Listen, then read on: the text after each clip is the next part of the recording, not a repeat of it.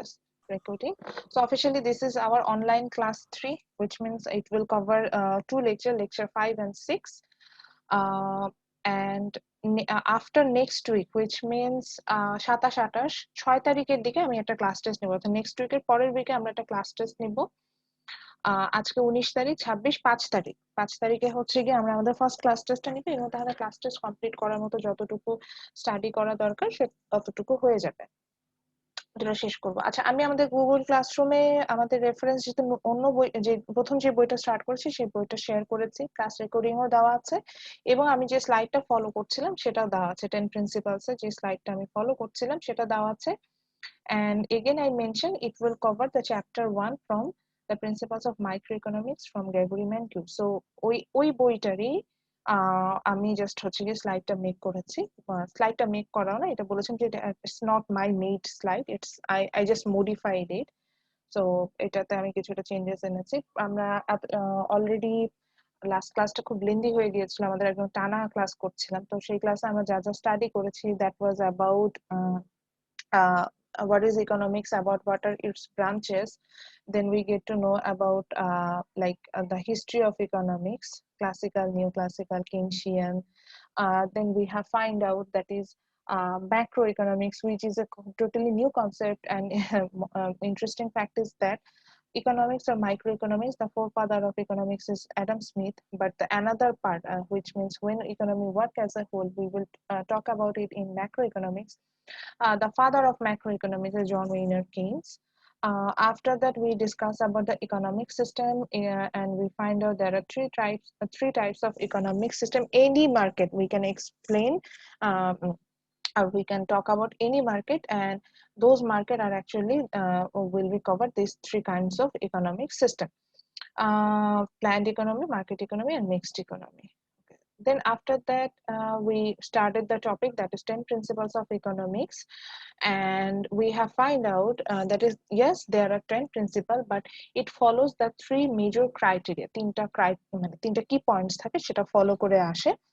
So প্রথম যে principal 4টা আমরা মানে 10টা প্রিন্সিপালই ঠিক আছে, 10টা প্রিন্সিপালই আমরা পড়বো, কিন্তু যেটা হবে যে এদের কতগুলো কি পয়েন্টস থাকবে, অর্থাৎ একটা কি পয়েন্টস এর উপর বেসিস করে ধরেন 2-3টা প্রিন্সিপাল পাবো, এরকম আসবে। তো এরকম 3টা কি পয়েন্টস আছে, মনে আছে কি? এগুলো কিন্তু বলেছি। So under that, our first major key point was how people make decision, অর্থাৎ আমরা প্রথম যেটাতে দেখবো যে আমি আপনি কিভাবে সিদ্ধান্ত গ্রহণ করি। So under it there are 4 principles: people faces trade-off, opportunity cost, rational people think at the margin, and people respond to the incentives. এই 4টা প্রিন্সিপাল ছিল। আচ্ছা, এখন এখানে কথা হচ্ছে গিয়ে সরি, আমরা যে 4টা প্রিন্সিপাল পাচ্ছি, এই 4টা প্রিন্সিপালই হচ্ছে গিয়ে আমাদের যেটা হবে যে আমরা আমাদের যে আমরা দেখবো যে প্রিন্সিপাল গুলো ফাইনাল যে আউটকাম সেটা আমাদের এইভাবেই কিছু একটা সিদ্ধান্ত আসতে পৌঁছাতে সাহায্য করবে, যে আমি আপনি মানে অ্যাজ এ ইন্ডিভিজুয়াল আমরা কিভাবে সিদ্ধান্ত গ্রহণ করছি। স্লাইডটা যেহেতু শেয়ার করেছি, আমি বলেছিলাম যে এখানে কিন্তু আমি উইকিপিডিয়ার লিঙ্ক গুলো রাইট করে দিয়েছি। সো আপনি যখন হচ্ছে গিয়ে বাসায় পড়বেন, যদি আপনার কাছে মনে হয় যে আপনি একটা রেফারেন্স থেকে না, আপনি উইকিপিডিয়া থেকে কিছু স্টাডি করতে চাচ্ছেন, আপনি জাস্ট স্লাইডটার রাইটটার উপরে ক্লিক করবেন, মানে সরি সেন্টেন্সটার উপরে ক্লিক করবেন, you will go to the Wikipedia link, এটা চলে যাবেন। এই যে দেখেন আসছে, আমি নিজে ওই যে দেখেন ওই যে উইকি ইউনিভার্সিটি, এখানে কিন্তু এগুলো আছে, how people make decision under এই ক্লাসটা। Okay, then the second key points was the how people interact with each other, আমরা কিভাবে একজন আরেকজনের সাথে সম্পর্কযুক্ত ইকোনমিতে, এটা নিয়ে আলোচনা হবে, এগুলো নিয়ে আজকে আমরা পড়বো। And the third one is how economy work as a whole, under it again there are 3 principle. So আমি মনে হয় আমাকে একটু বলেন তো, আমি 2টা প্রিন্সিপাল এক্সপ্লেইন করেছি না অমিত? ম্যাম 2 নাম্বারটা এখন এক্সপ্লেইন করিনি ম্যাম। 2 নাম্বারটা করিনি, প্রথম প্রিন্সিপালটা শুধু এক্সপ্লেইন করেছিলাম। জি ma'am, people faces trade off, এটা বুঝিয়েছি শুধু, তাই তো? না 3টাই করেছেন ma'am. People face a trade off, opportunity cost, rational, people think at the margin margin এটা বুঝিয়ে এটা পর্যন্ত বুঝিয়েছে। আচ্ছা ঠিক আছে। সো আমি তাহলে এই যেহেতু প্রথম দুইটা ভালোভাবেই বুঝিয়েছি, ওই দুটো জাস্ট আমি স্কিপ করে যাচ্ছি, এক লাইনে বলে যাচ্ছি। আমি আবারও rational people think at the margin ওটাতে আসবো, ওটা আরেকটু এক্সপ্লেন করা দরকার আছে। সো আমি বলেছিলাম যে একটু হলো কাইন্ডলি লেকচারটা কালেক্ট করবেন। সো এটা একটু লিখে রাখেন, ফার্স্ট একটা বুলেট পয়েন্ট দিয়ে লেখেন হাউ পিপল মেক ডিসিশন, এটার আন্ডারে জাস্ট প্রিন্সিপাল 1 লিখে লেখেন যে পিপল ফেস ট্রেড অফ। একটু লিখলে কোনো অসুবিধা নাই, বরঞ্চ আপনাদের স্টাডিটা ভালো হবে। পিপল ফেস ট্রেড অফ এটা বলতে আমরা বুঝিয়েছিলাম যে ট্রেড করা। আবার আপনি চিন্তা করছেন যে আমরা কিভাবে ট্রেড করি। আমি বলেছিলাম যে আমরা প্রতিদিন ওই যে সকালে ঘুম থেকে ওঠার পর থেকে ঘুমানোর আগ পর্যন্ত যা করছি সব ইকোনমিক্স না, ইভেন ঘুমানোটাও আসলে ইকোনমিক্স এর মধ্যে পড়ে। সো আমরা আসলে সরি সব ডিসিশন গুলোই আমাদের জন্য যেটা হয় যে we have lots of option to do, but we have to choose only one thing. এই যে আমরা অনেকগুলো অপশনের মধ্যে একটা অপশন চুজ করি, এইটাকেই আমরা বলছি people faces trade of. Say for example আজকে আমার জন্য এখন অপশন ছিল যে এত ঝামেলা হচ্ছে, আমি ক্লাস ক্যান্সেল করে দিতে পারতাম, আমি ক্লাস ক্যান্সেল করতে পারতাম, আমি ঘুমাতে পারতাম, আমি এখন লাঞ্চ করতে পারতাম, আমি এখন মুভি দেখতে পারতাম, আমি ক্লাসও নিতে পারতাম। এতগুলো অপশনের মধ্যে আমার কাছে যেটা আমার মনে হয়েছে যে আমার জন্য বেনিফিটেড, আমি সেটা করছি, that is I am taking the classes. So this is called people faces trade off. অর্থাৎ you will do the best, you will face a lots of option and among those you have to choose only one thing. এরপর আমরা দেখেছিলাম যে not only as an individual but also as a producer or government, everybody faces trade-offs, এবং গভর্নমেন্টের trade of face করাটা একটু different thing এ, সেটা হচ্ছে government faces trade off or society faces trade off between efficiency and equity. Both are good thing, but গভর্নমেন্টকে choose করতে হয় যে সবার জন্য রিসোর্সটাকে সমানভাবে ভাগ করে দিবে না, যার যতটুকু দরকার অর্থাৎ নিড ওয়াইজ এফিসিয়েন্সি সেটা ওয়াইজ ভাগ করে দিবে। Okay, our second principle was, it's a very interesting principle, এইটা দিয়ে explain হয় যে why we choose the best thing, that is the opportunity cost. Opportunity cost means what we give up to get it. এটা অমিতের কাছেই শুনছিলাম। আচ্ছা অমিত, আপনি বলেন যে আপনি আজকে আমার ক্লাসে আসার জন্য এখন কি কি ছেড়ে আসতেছে, কি কি গিভ আপ করে আসছেন? ম্যাম আমি আমার ঘুমটা, তারপর আমি বাইরে যেতে পারতাম, আচ্ছা ফ্রেন্ডের অমিতের সাথে কথা আড্ডা দিতে চিন্তা করি। পারতাম, মুভি দেখতে পারতাম। আচ্ছা আচ্ছা, ঘুমটাই ইম্পর্টেন্ট। এখন এই যে দুপুরবেলা নামাজ পড়ে এসে ভাত খেয়ে একটা ভাত ঘুম পায় সবার, ঠিক কি না? আমি বাসায় মানে আমাকে তো মসজিদে জি যে ম্যাম। নামাজ পড়তে হয় না, তাতেই আমার ঘুম পায়। আর আপনারা তো মসজিদে গিয়েছেন তারপরে এসে তো যেটা বলছিলাম, এই যে দেখেন আমরা কিন্তু এট এ টাইম দুটো কাজ করতে পারবো না। অর্থাৎ অমিত এখন চাইলেও বা নাসিম এখন চাইলেও ক্লাসও করতে পারবে না, সাথে ঘুমাতেও পারবে না, আবার ক্লাসও করতে পারবে না, চাই বাইরে একটু ঘুরেও আসতে পারবে না। যে কোনো একটা কিছু চুজ করতে হবে। তো আমরা আসলে সেইটাই চুজ করি যেটা থেকে আমরা ম্যাক্সিমাম বেনিফিট পাই। এটা আপনি বললেন যে ম্যাডাম আমি কিভাবে বেনিফিট, সবসময় কি টাকা পয়সা হিসাব করে আসি? না, আপনার মনে এই হিসাবটা অটোমেটিক, মানে আপনার ব্রেইনে এই হিসাবটা অটোমেটিক্যালি হয়ে যায়। So we choose the best thing among the alternative choices. So আপনার জন্য যেমন ক্লাস করা বেনিফিট, যেমন আমি আমার ফার্স্ট ক্লাসে হয়তো দেখাইনি, একটু ভুলে গিয়েছিলাম, আপনার পার ক্লাসের ভ্যালু হচ্ছে কি 400 টাকা। আজকে দুইটা লেকচার যাচ্ছে, দুইটা লেকচারের ভ্যালু হবে 800 টাকা ইন টোটাল। সো আপনার হয়তো আপনি ক্লাস না করলে 800 টাকার বেনিফিটস আপনি লুজ করবেন। তো এখন কথা হচ্ছে গিয়ে আপনি ঘুমালেও 800 টাকার বেনিফিটস পেতেন না, বা আপনি এখন যদি মুভি দেখতেন সেটাও পেতেন না, বা যে বাইরে যদি হ্যাং আউটে যেতেন সেখানেও 800 টাকার বেনিফিটস কিন্তু আপনি পেতেন না। এটাই বলতে চাচ্ছি যে আমরা যখন কোনো কিছু করি বা করতে চাই, সেক্ষেত্রে যেটা হয় যে আপনার হচ্ছে কি অনেকগুলো অপশন আমাদের কাছে থাকে, সেখান থেকে যে কোনো একটা অপশন আমাদের চুজ করতে হয়, সেটাই হচ্ছে পিপল ফেসেস ট্রেড অফ। এবং এই যে একটা অপশন চুজ করলাম, বাকি যে অপশন গুলোকে ছেড়ে দিলাম, those are our opportunity cost. স্টুডেন্টরা এখানেই ভুল করে, ভাবে যে যেটা করতেছে এটা মনে হয় অপরচুনিটি কস্ট। না, বাংলা কি সুযোগ ব্যয়, অপরচুনিটি কস্ট সুযোগ ব্যয়। সুযোগ ব্যয়টা হচ্ছে যে আমি যেগুলো ছেড়ে দিচ্ছি, যেগুলো ছাড়লাম ওগুলো হচ্ছে আমার ব্যয়। সো আমি আজকে ক্লাস নেওয়ার জন্য যে আমি আমার ঘুমটা স্যাক্রিফাইস করছি, বা আপনারা যে ঘুমটা স্যাক্রিফাইস করছেন, that's your opportunity cost. So আমরা সবসময় যেটা অপরচুনিটি কস্ট সবচেয়ে বেশি সেই কাজটাই করি। যেটা কম সেটা করে না। যেমন ঘুমের যেটা অপরচুনিটি কস্ট হতে আপনার ক্লাস, ঘুম থেকে হয়তো আপনি বেনিফিটস পাচ্ছেন 100 টাকা, সাপোজ এটা আমরা মানি টার্মে হিসাব করছি, কিন্তু ক্লাস থেকে আপনি বেনিফিটস পাবেন 500 টাকা, সো আপনি কিন্তু ক্লাসটাই নেবেন। দেখেন আমরা অনেক সময় ভাবি না, আচ্ছা আজকে মুভি দেখতে যাব না বাসায় বসে হচ্ছে গিয়ে বাসায় বসে মুভি দেখবো না সিনেপ্লেক্সে যে মুভি দেখবো, তারপর চিন্তা করি সিনেপ্লেক্সে যে মুভি দেখলে 500 টাকা টিকিট কাটতে হবে, 200 টাকা পপকর্ন খাইতে হবে, 300 টাকা সিএনজি ভাড়া দিতে হবে, এই মোট 1000 টাকা খরচ। আর বাসায় বসে মুভিটা দেখলে ছোট ল্যাপটপ স্ক্রিনে দেখতে হবে, কিন্তু আমার এই 1000 টাকা খরচ হবে না, আমি বাসায় বসে মুভি দেখবো। করি না আমরা এইভাবে ডিসিশন নেই না? এটাই কিন্তু অপরচুনিটি কস্ট। আমরা কিন্তু অনেক সময় ভিজিবলিও চিন্তা করি, করি কিনা, রিলেভেন্সি পাচ্ছে নিজের সাথে, নিজের লাইফের সাথে। জি ম্যাম। সো জি ম্যাম। এটাই বলছিলাম যে second principle was like the cost of something what you give up to get it, which means opportunity cost. So আমাদের ডিসিশন মেকিং, আমরা সবকিছুই ঘুম থেকে ওঠার পর আমরা অপরচুনিটি কস্ট, ঘুম থেকে ওঠার পর আমরা চিন্তা করি যে আরো 5 মিনিট ঘুমাবো নাকি অফিসে লেট হয়ে যাবে, চিন্তা করি না? এটাও কিন্তু চিন্তা করি, সেখানে আমরা অপরচুনিটি। সো ওইখানে হয়তো 5 মিনিটস ঘুমানোর অপরচুনিটি কস্ট আপনার কাছে অনেক বেশি মনে হয়, এই জন্য আপনি 5 মিনিট ঘুমায় লেটে অফিসে যান। এই কাজ আমি বহুবার করেছি জীবনে, এই জন্য বললাম। যেমন এরকম হয় যে সকালবেলা ধরেন আমার এটা হতো 8:30 ক্লাস, যখন হতো 8:30 তে ক্লাস থাকতো, তো 8:30 ক্লাস তো বুঝিনি, কত মর্নিং এ উঠে রেডি হয়ে আসতে হয়। আর আমি ভাই মাশাআল্লাহ, মানে আমার আমার আমার রেডি হওয়া ডিফারেন্ট মিন্স হচ্ছে আমার সময় লাগে রেডি হতে, এবং আমি কখনোই লেবা সাবা হয়ে ক্লাসে যেতে পারি, এটা আমি এইভাবেই বলি, মানে আনপ্রিপেয়ার্ড হয়ে। আমার কথা হচ্ছে আমি যে ড্রেস পরবো এটা আয়রন করতে হবে, হ্যান তেন এরকম অনেক বিষয় থাকে। তো সকালবেলা যখন ঘুমটা ভাঙে, তখন মনে হয় কি আর 5 মিনিট ঘুমাই, ঘুমের মধ্যেই চিন্তা করি এখন যদি আমি 5 মিনিট ঘুমাই তাহলে কিন্তু আমি রিক্সা করে যেতে পারবো, আমার উবারে করে যেতে হবে টাইম ম্যানেজমেন্টের জন্য। তখন চিন্তা করি হ্যাঁ যাবো, উবারে 200 টাকা ভাড়া দিয়ে যাবো, 100 টাকা রিক্সা ভাড়া, 200 টাকা উবার ভাড়া দিয়ে যাবো, তাও ঘুমাই। আবার এটাও চিন্তা করি যে তাহলে এই 5 মিনিট ঘুমানোর অপরচুনিটি কস্ট হচ্ছে আমার 100 টাকা অতিরিক্ত খরচ, মানে আমার ঘুমের এত ভ্যালু। এগুলো চিন্তা করতে করতে আমি ঘুমাই যাই। তো এটাই বললাম যে আমরা কিন্তু যে ঘুম থেকে যে উঠলাম সে সময় কিন্তু অপরচুনিটি কস্টটা ক্যালকুলেশন করি। সো এটা আমাদের সব লাইফের সবকিছুতেই রিলেটেড, এবং আমরা যখন যে কোনো ক্ষেত্রে ডিসিশন মেকিং এ যাবো আমরা এটা ক্যালকুলেশন করবো। আচ্ছা, থার্ড প্রিন্সিপাল আমরা যেটা পড়েছিলাম, আচ্ছা অপরচুনিটি কস্ট প্রশ্ন হতে পারে ম্যাডাম আমি তো অ্যাজ এ ইন্ডিভিজুয়াল, আপনি সবগুলো অ্যাজ এ ইন্ডিভিজুয়াল বলছেন, গভর্নমেন্ট কি ফেস করছে, বা আমার অ্যাজ এ সাপ্লায়ার কি ফেস করবে, বা হচ্ছে গিয়ে আমি কি মাই মিস্টেক, সাপ্লায়ার মানে গভর্নমেন্ট কি ফেস করবে, সাপ্লায়ার কি ফেস করবে, শুধু কি ইন্ডিভিজুয়াল ফেস করে কিনা, না, এটা কিন্তু সব ধরনের ডিসিশন মেকিং ইউনিটই ফেস করে।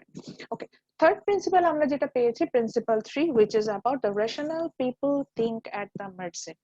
সো এখানে একটু লিখতে হবে, যে প্রিন্সিপালটা একটু লিখে ফেলেন সবাই, প্রিন্সিপাল 3 দিয়ে এটা লেখেন, rational people think at the mercy.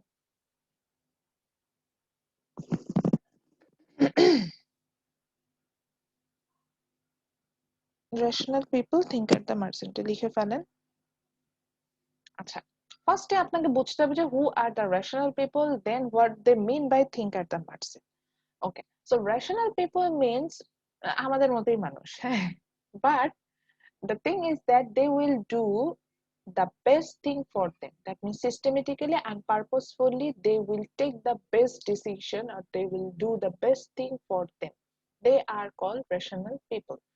অর্থাৎ যারা মানে একদমই যৌক্তিক ভাবে নিজের জন্য সবচেয়ে বেস্ট ডিসিশনটা নেয় তাদেরকে আমরা রেশনাল পিপল বলছি। যুক্তিযুক্ত মানে চিন্তা করে এরকম ব্যক্তি, এটা বলছি। এখন হয়তো অমিত ভাবতে পারেন যে না ম্যাডাম আমি রেশনাল পিপল না, আমি খুব ইম্যাচিউর, ইররিলেভেন্ট ডিসিশন নেই, বা নাসিম চিন্তা করছেন এটাই, বা শাহাদাত উনিও চিন্তা করছেন এটা। মজার ব্যাপার হচ্ছে আমরা আমাদের যত যাই বলি না কেন, আমরা যতই ইম্যাচিউর হই, আমরা যতই বাচ্চামি করি, আমরা যখন ইকোনমিক মানে এই ধরনের ডিসিশনে আসি তখন আমরা we act as a rational people. How, আমি জাস্ট একটু থিঙ্ক এট দ্য মার্জিন বুঝে আমি এটা আসবো কিভাবে আমরা যুক্তিযুক্ত চিন্তা করি। আচ্ছা, থিঙ্ক এট দ্য মার্জিন বলতে বোঝাচ্ছে সেম লেভেলে চিন্তা করবো, অর্থাৎ সেম সিচুয়েশনে we will do the same thing. Same situation means there will be no incentive, আমরা আমাদের মতো করে চয়েসটা করবো। এরকম যখন সিচুয়েশন আসবে তখন আমরা সেম সিচুয়েশনে সেম কাজ করব, that's call rational people think at the margin. তাহলে এবার বুঝি, এটা আমি একটা এক্সাম্পল দিয়ে বলি। যেমন ধরেন আমরা এখন উইন্টার, উইন্টার অলমোস্ট শেষের দিকে। আচ্ছা আমি ধরে নিচ্ছি এখন সামার, তো এখন যদি ওয়াটারমেলন কিনতে যাই আমরা, ওয়াটারমেলনের প্রাইস আমরা দেখবো যে অনেক বেশি। আপনার দেখা যাবে যে একটা ওয়াটারমেলনের দাম হয়তো 400 টাকা সাপোজ ধরে নিলাম। তো এখন অমিতকে বললাম, অমিত একটা যে তরমুজ কিনে নিয়ে আসেন। ও বলে, ম্যাডাম এখন তরমুজের দাম হচ্ছে 400 টাকা। ধরো অমিতের বাসায় আমরা সবাই বেড়াতে গিয়েছি, বললাম যে আমরা ওয়াটারমেলন জুস খাবো।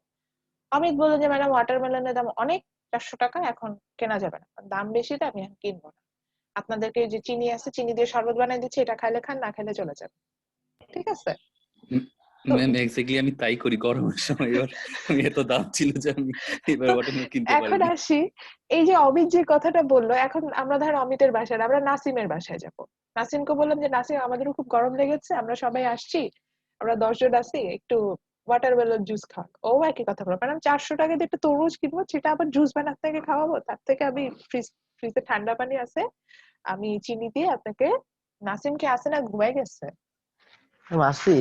আচ্ছা, চিনি দিয়ে শরবত বানান আর আপনাকে খেতে দিচ্ছি। হ্যাঁ, এখন বিষয়টা আসলে কি হচ্ছে, দুজনের ক্ষেত্রে চিন্তা করেন, দুজনেই চিন্তা করতেছে দেয়ার প্রায় the product price is too high, that's why they demand less. এবার আসি, এই অমিত নাসিমি যখন ঠিক জুন মাসে আপনার ওয়াটারমেলনের দাম হচ্ছে গিয়ে, একটা ওয়াটারমেলনের দাম ধরেন 50 টাকা হয়ে যাবে, তখন বাসায় 4-5টা করে প্রতিদিন তরমুজ কিনে আনবে, জুস বানাবে আর খাবে। কারণ হচ্ছে তখন প্রাইস কমে গেছে। প্রাইস কমলে আবার আমরা দেখা যায় আমরা কিন্তু বেশি কিনি। দেখেন, আমিও বেশি কিনি, আপনিও বেশি কিনেন। দেখেন, এমন কি আপনাদের ক্লাসে এখন আমার সাথে কেউ ডিসএগ্রি করতে পারেন যে একটা প্রোডাক্টের দাম কম, তারপর আপনি প্রোডাক্টটা কিনেন নাই, আর একটা প্রোডাক্টের দাম অনেক বেশি, আপনি সেটাকে কেজি কেজি কিনে নিয়ে বাসায় নিয়ে আসছেন।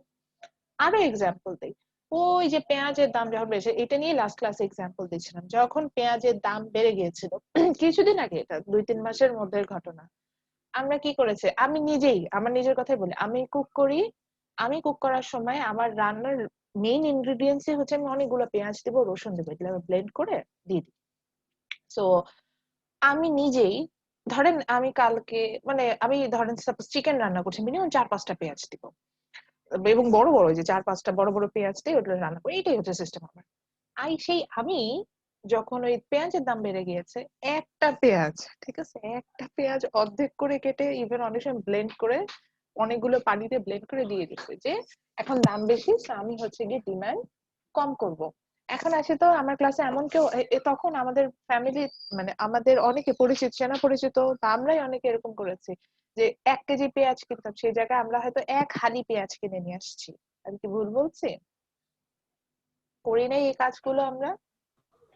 জি জি ম্যাম। ম্যাম। 1 হালি জি ম্যাম, পেঁয়াজ একটা কিনছি সময় এটা একটা ট্রেন্ড হয়ে গেছিল। হ্যাঁ, একটা কিন্তু ট্রেন্ডই হয়েছে যে দোকানে গেলে বলতো কয়টা পেঁয়াজ, এরকম কয়টা পেঁয়াজ, এভাবে পেঁয়াজ কয়টা কয়টা করে, মানে 2-3টা করে ওইভাবে আমরা কিনে নিয়ে আসছি। তো কথা হচ্ছে গিয়ে, এটা কেন করলাম, এমন তো না যে আমাকে কেউ বলে দিয়েছে যে পেঁয়াজের দাম বেশি এই জন্য তুমি পেঁয়াজ কম কিনো, বা নাসিমকে কেউ বলেছে পেঁয়াজের দাম বেশি কম কিনো, বা শাহাদাতকে কেউ বলেছে দাম বেশি কম কিনো। না, এটা হচ্ছে আমাদের কমন সেন্স। অর্থাৎ ওই যে বললাম, we are rational people, systematically and purposefully we will do the best thing for us. So আমি আমার বেসিসে চিন্তা করেছি this is the best decision for me, Amit চিন্তা করেছে এটা অমিতের কাছে বেস্ট ডিসিশন, বা তাহমিদ চিন্তা করেছে এটা ওনার জন্য বেস্ট ডিসিশন। সো আমার জন্য যেটা বেস্ট, এই যে, এবং সিস্টেমটা হচ্ছে আমরা we are in the same situation, অর্থাৎ আমার জন্য প্রাইস লেভেল যা, তাহমিদের জন্য প্রাইস লেভেল তা, আলাদা করে কিন্তু কোনো প্রাইস লেভেল না। এবং এখান থেকে কোনো গভর্নমেন্ট ইনসেনটিভ ছিল না, যে গভর্নমেন্ট বলে নাই যে ঠিক আছে তাহমিদ 5 কেজি পেঁয়াজ কিনলে 10 কেজি ফ্রি, এরকম কিন্তু কোনো সিচুয়েশন হয় না। সবার জন্য সেম সিচুয়েশন ছিল, সবাই একটা অড সিচুয়েশনে পড়েছি। তো আমরা যেটা করেছি যে আমরা কিন্তু কম কিনেছি। বিষয়টা এরকম দাঁড়ায় যে যখন আমরা সেম সিচুয়েশন ফেস করি, we do the same thing. That's called rational people think at the margin. That's why when the price of any kind of product increases, we purchase less, and when the price of any product decreases, we purchase a lot of that. এটার একদম, এখন একদম real life example দিব, যেটা আপনাদের job সেক্টরে যে as a manager আপনারা এগুলো ফেস করবেন, এই ধরনের স্ট্র্যাটেজিক ডিসিশনে আপনারা যাবেন। স্বপ্নে যান, আড়ং এ যান, বা আড়ং না, স্বপ্ন বা যে কোনো সুপার শপে যদি যান, দেখবেন যে ওদের একটা সেল, একটা পোর্শন থাকে, ওখানে দেখবেন কি বাই 2 গেট 1 ফ্রি, বা বাই 3 গেট 1 ফ্রি, বা বাই 1 গেট 1 ফ্রি, এই ধরনের অফার গুলো থাকে। আমি নিজেও ওখান থেকে কিনি। দেখবেন যে ওখানে যে অফার গুলো থাকে, লাইক আমি একবার কিনে আনলাম কি নুডলস, আমি ভাই সেই নুডলস জীবনেও খাই না, তারপর আমি সেটা কিনলাম। কেন কিনলাম? বিকজ আমি দেখলাম যে এই মানে এই সেম প্রাইসে লাইক 100 টাকায় আমি 6টা নুডলস 5টা নুডলস পাচ্ছি, এর সাথে একটা ফ্রি পাচ্ছি। ওকে ফাইন, আমার জন্য তো বেনিফিটেড। 6টার দামে আমি 5টার দামে আমি 6টা পেয়ে যাচ্ছি। এবার আসি, আপনার মনে হতে পারে যখন সেল গুলো দেখলে আমরা অনেক সময় ভাবি যে এটা মনে হয় কোম্পানির লস হচ্ছে। না, আসলে কোম্পানির লস হচ্ছে না। কোম্পানি যেটা ছিল যে ওই প্রোডাক্টটা হয়তো 120 টাকার প্রোডাক্ট আপনাকে 100 টাকায় দিয়ে দিচ্ছে। কোম্পানির হয়তো এই প্রোডাক্টটা বানাতে খরচ হয়েছে মাত্র 40 টাকা। এখন যদি সে ওটা সেল না করতে পারে, তার এই 40 টাকা লস। সো আপনাকে সে যদি 100 টাকাও দেয়, তারপরও তার ডাবলের উপরে প্রফিট থাকছে, সো আপনাকে সেখানে দিয়ে দিচ্ছে। এবার আসে আপনার মনে হতে পারে স্বপ্ন মনে হয় লস করছে, এই কারণে হচ্ছে প্রোডাক্টটা এরকম সেলে দিয়ে দিচ্ছে। না, স্বপ্নের স্পেস দরকার। স্বপ্ন দেখতেছে যে এইসব আননেসেসারি প্রোডাক্ট যেগুলো সেল হচ্ছে না, এগুলো সেল করার জন্য আমার স্পেস দরকার। এগুলো সেল করে আমি যেগুলো প্রফিটেবল জিনিস আছে, যেগুলো বেশি কিনা, ওগুলো রাখবো। এই জন্য স্পেস রাখার জন্য সে এরকম সেল দেয়, সেল দিয়ে হচ্ছে প্রোডাক্ট সেল করে দিচ্ছে। আরো একটা এক্সাম্পল দিই, আড়ং এ গেলে আমরা কি দেখি? আড়ং এ গেলে আমরা দেখি না যে আড়ং এ দেখবেন যে, এটা আমার নিজের লাইফের এক্সপিরিয়েন্স বলছে, মাঝখানে আর মানে এটা আড়ং এ সেল থাকে, আমি জানতাম না তখন সেল আর চলছে। আমার হচ্ছে পর্দা কেনা দরকার। তা আমি মেহেরপুর 12তে একটা আড়ং আছে, 1 নম্বরেরটা কাছে, তো আমি কি কারণে ওইদিকে গেছি, তো আমি 12 নম্বরের আড়ংটাতে গিয়েছি। যে পর্দা তো দূরের কথা, মানে যাই দেখে মানুষ গিজগিজ করতেছে, তখনও করোনা না, গিজগিজ করছে। এবং পর্দা তো দূরের কথা, আমার মনে হয় ঘর মোছার তেনাও যদি আরং সেদিন সেল করতো, সেটাও সেল হয়ে যাবে, এইরকম হচ্ছে অবস্থা। বিকজ আরং এর 70% সেল, ইভেন কিছু প্রোডাক্টে আপ টু 90% সেল আছে। এখন আপনার মনে হতে পারে আরং যখন এই সেল গুলা দেয়, আমাদের উপর দয়া দেখায় সেল দেয়, বা আমরা হচ্ছে গিয়ে হুজুকে বাঙালি, আমরা কিনে ফেলি। না, দুইটা ক্ষেত্রেই we are rational people and we are doing the best thing for us. কিভাবে? আগে আসি আপনার বেসিসে বলি। আপনি চিন্তা করছেন আড়ং এর 70% সেল, হুইচ মিনস যে প্রোডাক্টটার দাম 2000 টাকা ছিল, ইট বিকামস 300 টাকা অনলি। সো অবভিয়াস একটা ব্র্যান্ডেড জিনিস আপনি 300 টাকা পাচ্ছেন, it's a very beneficial for you, আপনি কিনে ফেললেন। এবার আসি আড়ং কেন ওই 2000 টাকার প্রোডাক্ট 300 টাকা দিতে পারে? দেখা গেল আড়ং যে প্রোডাক্টটা থেকে 300 টাকায় দিচ্ছে, এটার মেকিং কস্ট, ওর জন্য প্রোডাকশন কস্ট ওয়াজ অনলি 100 টাকা। হ্যাঁ, 100 টাকার জিনিস ব্র্যান্ড ভ্যালু দিয়ে সে 2000 টাকায় সেল করছিল। 100 টাকার জিনিস যদি আপনাকে 300 টাকায় দেয়, কোনো সমস্যা আছে? কোনোই তো সমস্যা নেই। উল্টো আড়ং যেটা করছে, যে আড়ং এর অনেক প্রোডাক্ট আছে যেগুলা ডিসপ্লে করতে পারছে না, এই আননেসেসারি প্রোডাক্ট যেগুলো সেল হচ্ছে না, এগুলো রাখার কারণে। সো ওই একটা সেল দিয়ে এগুলো কিন্তু স্পেস খালি করছে। সো দেখেন, আড়ং এর জায়গা থেকে they are doing the best thing, আমিও আমার জায়গা থেকে। এবং আড়ং এ সেল দিলে অমিত ধরেন কখনোই আড়ং এর ড্রেস কিনে না, সেও যেমন আড়ং থেকে ড্রেস কিনতে যাবে, আমিও আড়ং এর ড্রেস খুব বেশি পছন্দ করি না, আমিও কিন্তু কিনতে যাই, বিকজ সেল। এটাই হচ্ছে বিষয়। আচ্ছা, এটা নিয়ে কি কেউ কোনো কথা বলতে চান? জি ম্যাম, আমি একটু বলতে চাচ্ছিলাম, যেমন হ্যাঁ, বলেন। অনেক সময় যে ডিসকাউন্টটা দিয়ে থাকে সেটা হচ্ছে ম্যাম, দেখা যায় ম্যাম তাদের হচ্ছে প্রোডাক্টটা অনেক পুরনো হয়ে গেছে, বা তারা হচ্ছে এটার সাইজ লস্ট হয়ে গেছে। যেমন দেখা যায় যে ম্যাম এমএল এক্সএল সাইজটা আছে, হুম দেখা হুম যায় যে এটা শুধুমাত্র এল সাইজটাই আছে, অন্য হুম সাইজটা তারা প্রোভাইড করতে পারতেছে না। এটা একটা রিজন হতে পারে। আরেকটা রিজন হয় যে ম্যাম দেখা যায় যে অনেক ব্র্যান্ড কোম্পানি সেটা থিঙ্ক করে যে আমাদের হচ্ছে যদি আমি 100 প্রোডাক্ট সাপ্লাই করলাম, দেন হচ্ছে আমার এটা 50টা প্রোডাক্ট সেল করার পর সেটা আমার প্রফিটটা উঠে যায়। তখন তারা কি করে যে 50, যখন তাদের যে 50% প্রোডাক্ট থেকে যায়, সেটার উপর তারা একটা ডিসকাউন্ট প্রোভাইড করে, যে তারা এক্স্যাক্টলি, আমি তো স্টক সেটাই ক্লিয়ারেন্সটা বলছিলাম। করে ফেলে। এক্স্যাক্টলি, যে জি স্টক ম্যাম। ক্লিয়ার করতে হবে, স্টক ক্লিয়ার করার জন্য ওর স্পেস লাগবে। যে আড়ং এর তো মানে ওর তো আনলিমিটেড স্টক নাই, তাই না? মানে আনলিমিটেড স্টোর হাউস নাই। সেটাই জি ম্যাম। তো তখন ও কিন্তু এবং আপনি আড়ং এ গেলে সবসময় কিছু পোর্শনে পাবেন যেখানে হচ্ছে যে ডিফেক্ট প্রোডাক্ট গুলো থাকে, যেগুলো সাইজ একদম ধরেন হচ্ছে না, বা কেউ কিনছে না, একটু ছেঁড়া আছে, বা একটু রিপু করে দেওয়া, এই ধরনের প্রোডাক্ট কিন্তু ওরা সেল করে। তো ওইটাই যে একটা প্রোডাক্ট ধরেন, যে প্রোডাক্টটা 2000 দামের প্রোডাক্ট তো 300 টাকায় বিক্রি করে দিচ্ছে, ও তো এটা বিক্রি না করলে 300 টাকারও প্রফিট পাইতো না, কিন্তু ওটা তো ওর মেকিং কস্ট, যে বললাম মাত্র 100 টাকা, তো ওটা উঠেই যাচ্ছে। তো এগুলো চিন্তা করে ও কিন্তু আমরা অনেক সময় এই যে এই কাজগুলো করে থাকি। তো বিষয়টা এটা যে এই যে rational people, we are rational people and we think at the margin, same সিচুয়েশনে আমরা সেম কাজটাই করব। সো আমরা আরং এ সেল দিলে আমরা কিনতে যাব। আবার অ্যাজ এ এন্টারপ্রেনার, আপনি নিজেও যখন এন্টারপ্রেনার হবেন, আপনি এই যে বললেন, আপনিও দেখবেন যে আপনার যখন প্রফিট উঠে যাবে, তখন আপনি বাকি প্রোডাক্ট গুলো যদি বুঝতে পারেন যে এটা সেল না হওয়ার পসিবিলিটি আছে, তখন এই প্রফিট আপনার তখন দরকার নেই, আপনার জাস্ট ব্রেক ইভেন হলেই হলো, যে যা মেকিং কস্ট অর্থাৎ যা কস্ট ছিল রেভিনিউটা তার সমান হলেই হলো, সেলটা সেই চিন্তা করে কিন্তু তখন ম্যাম আসলে থিঙ্ক হয় যে আমার প্রোডাক্টগুলো সেল করে জায়গাটা খালি করাটা সেটা আরো বেশি ইম্পর্টেন্ট, কারণ আমার নতুন প্রোডাক্ট আনতে হবে, নতুন প্রোডাক্ট আনতে হবে, ব্র্যান্ড ভ্যালু বাড়াতে হবে, বা আপনার যত ভ্যারাইটিস অফ প্রোডাক্ট আপনি নিয়ে আসবেন আপনার প্রোডাক্টের অ্যাকসেপ্টেন্স তত বাড়বে, এটা করতে হবে। তো আপনি কিন্তু এই কাজটা করবেন, এবং এটা ওই যে বললাম যে অ্যাজ এ এন্টারপ্রেনার আপনি যে কোনো ক্ষেত্রে কিন্তু এই জিনিসটা অ্যাপ্লিকেবল হবে। তো এটা কিন্তু একটা প্রিন্সিপাল কভার করে আসে, এটাই বলতে চাচ্ছিলাম। ওকে, দেন আমরা আমাদের নেক্সট প্রিন্সিপালে চলে যাই। তাহলে এটা নিশ্চয়ই লিখেছেন সবাই। আমাদের নেক্সট প্রিন্সিপাল সেটা হচ্ছে people respond to the incentive. এটা আরেকটা মজার প্রিন্সিপাল। এটা হচ্ছে গিয়ে আমাদের ডিসিশন মেকিং এর সাথে হচ্ছে আপনার রিলেটেড। সো প্রিন্সিপালটা লেখা এইভাবে লিখবেন, principal 4, people respond to the incentive. So first of all, what is incentive? Incentive is a kind of reward, or you can say it's a punishment, যেটার কারণে আপনি একটা প্রোডাক্ট পারচেজ করতে ইন্টারেস্টেড হবেন, সেটাকে আমরা আসলে হচ্ছে গিয়ে ইনসেন্টিভ বলছি। সো ইনসেন্টিভের ক্ষেত্রে যেটা হয়, can I get the meeting ID? আচ্ছা, একটু আমাকে একটু সময় দেন, তো আমাদের একজন স্টুডেন্ট সে ক্লাসে জয়েন করতে পারে, হয়তো আই হোপ এর মধ্যে লিখে ফেলেছেন। So it was people respond to the incentive. So I was talking about what is incentive. So incentive is, it's a kind of reward or punishment. Do I start the recording? Yeah. Okay, so it's a kind of reward or punishment. That means আপনি একটা কাজ করবেন বা আপনি একটা target fill up করবেন, এটার জন্য আপনি একটা রিওয়ার্ডও পেতে পারেন, আবার আপনার জন্য কম্পেনসেশনও থাকতে পারে। তো এই যে সিচুয়েশন যদি হয়, সেটাকে আমরা সাধারণত বলে থাকি হচ্ছে গিয়ে আপনার ইনসেন্টিভস। সো আমরা as a rational people we always respond to the incentive. এখন আসি যে কিভাবে ইনসেন্টিভে রেসপন্ড আমরা করি, সেটাই হচ্ছে গিয়ে এখন আমাদের প্রথম কথা। তো এটার জন্য আসি ওই যে আড়ং এর কথাটাই, এই জন্যই আমি এর আগের এক্সাম্পলে বলেছি যাতে এটা দিয়ে বুঝতে সুবিধা হয়।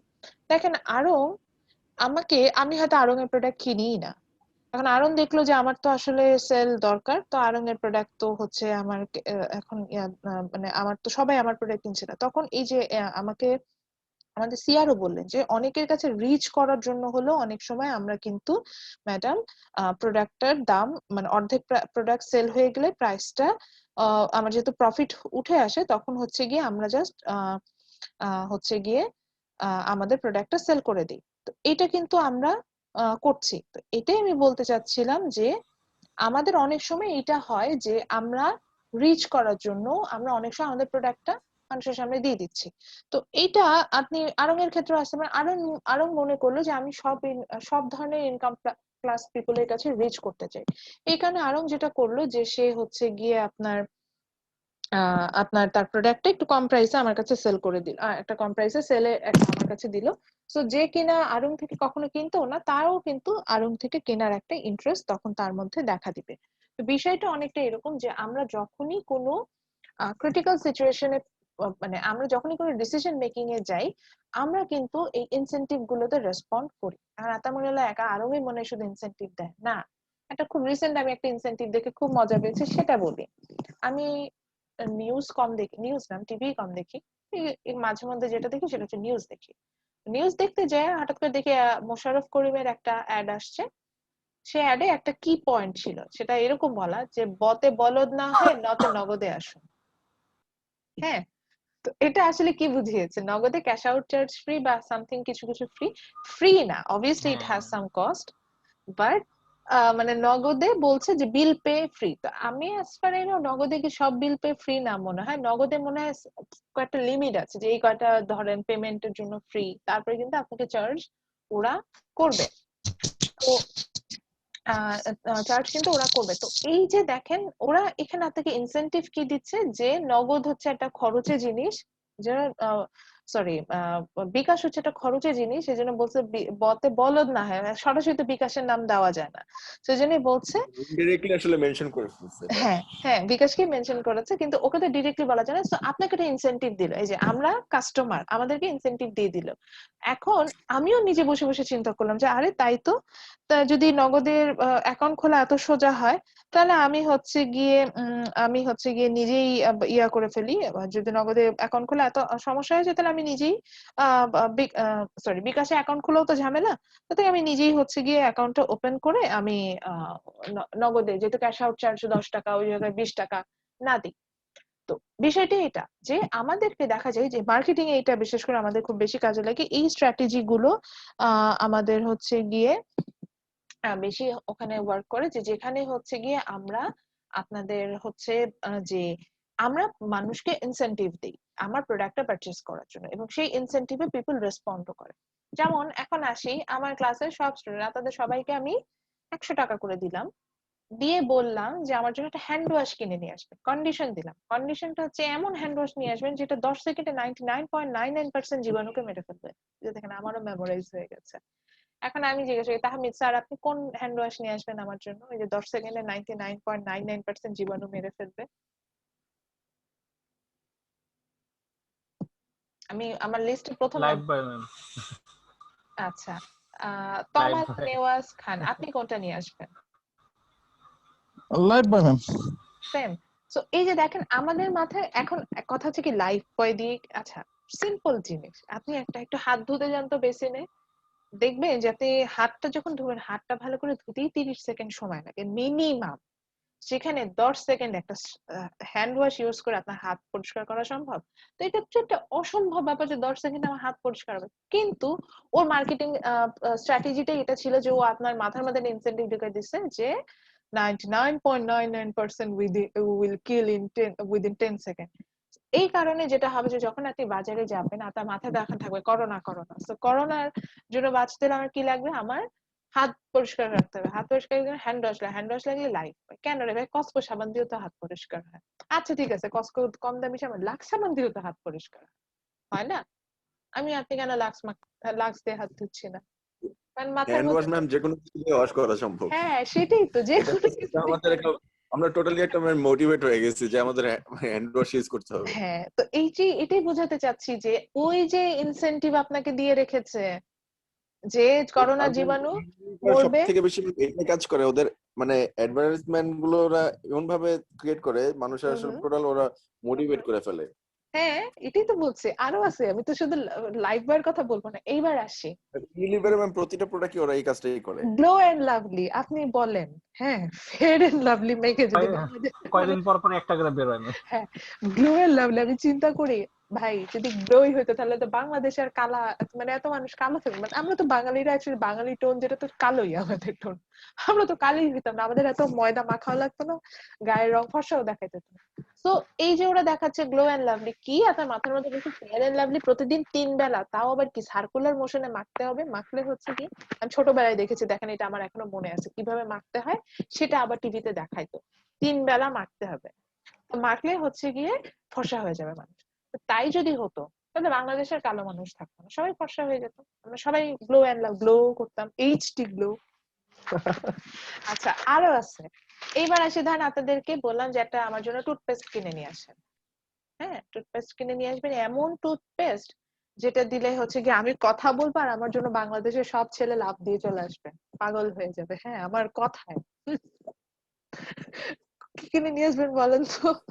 Close up ma'am. Close up. Ma'am close up.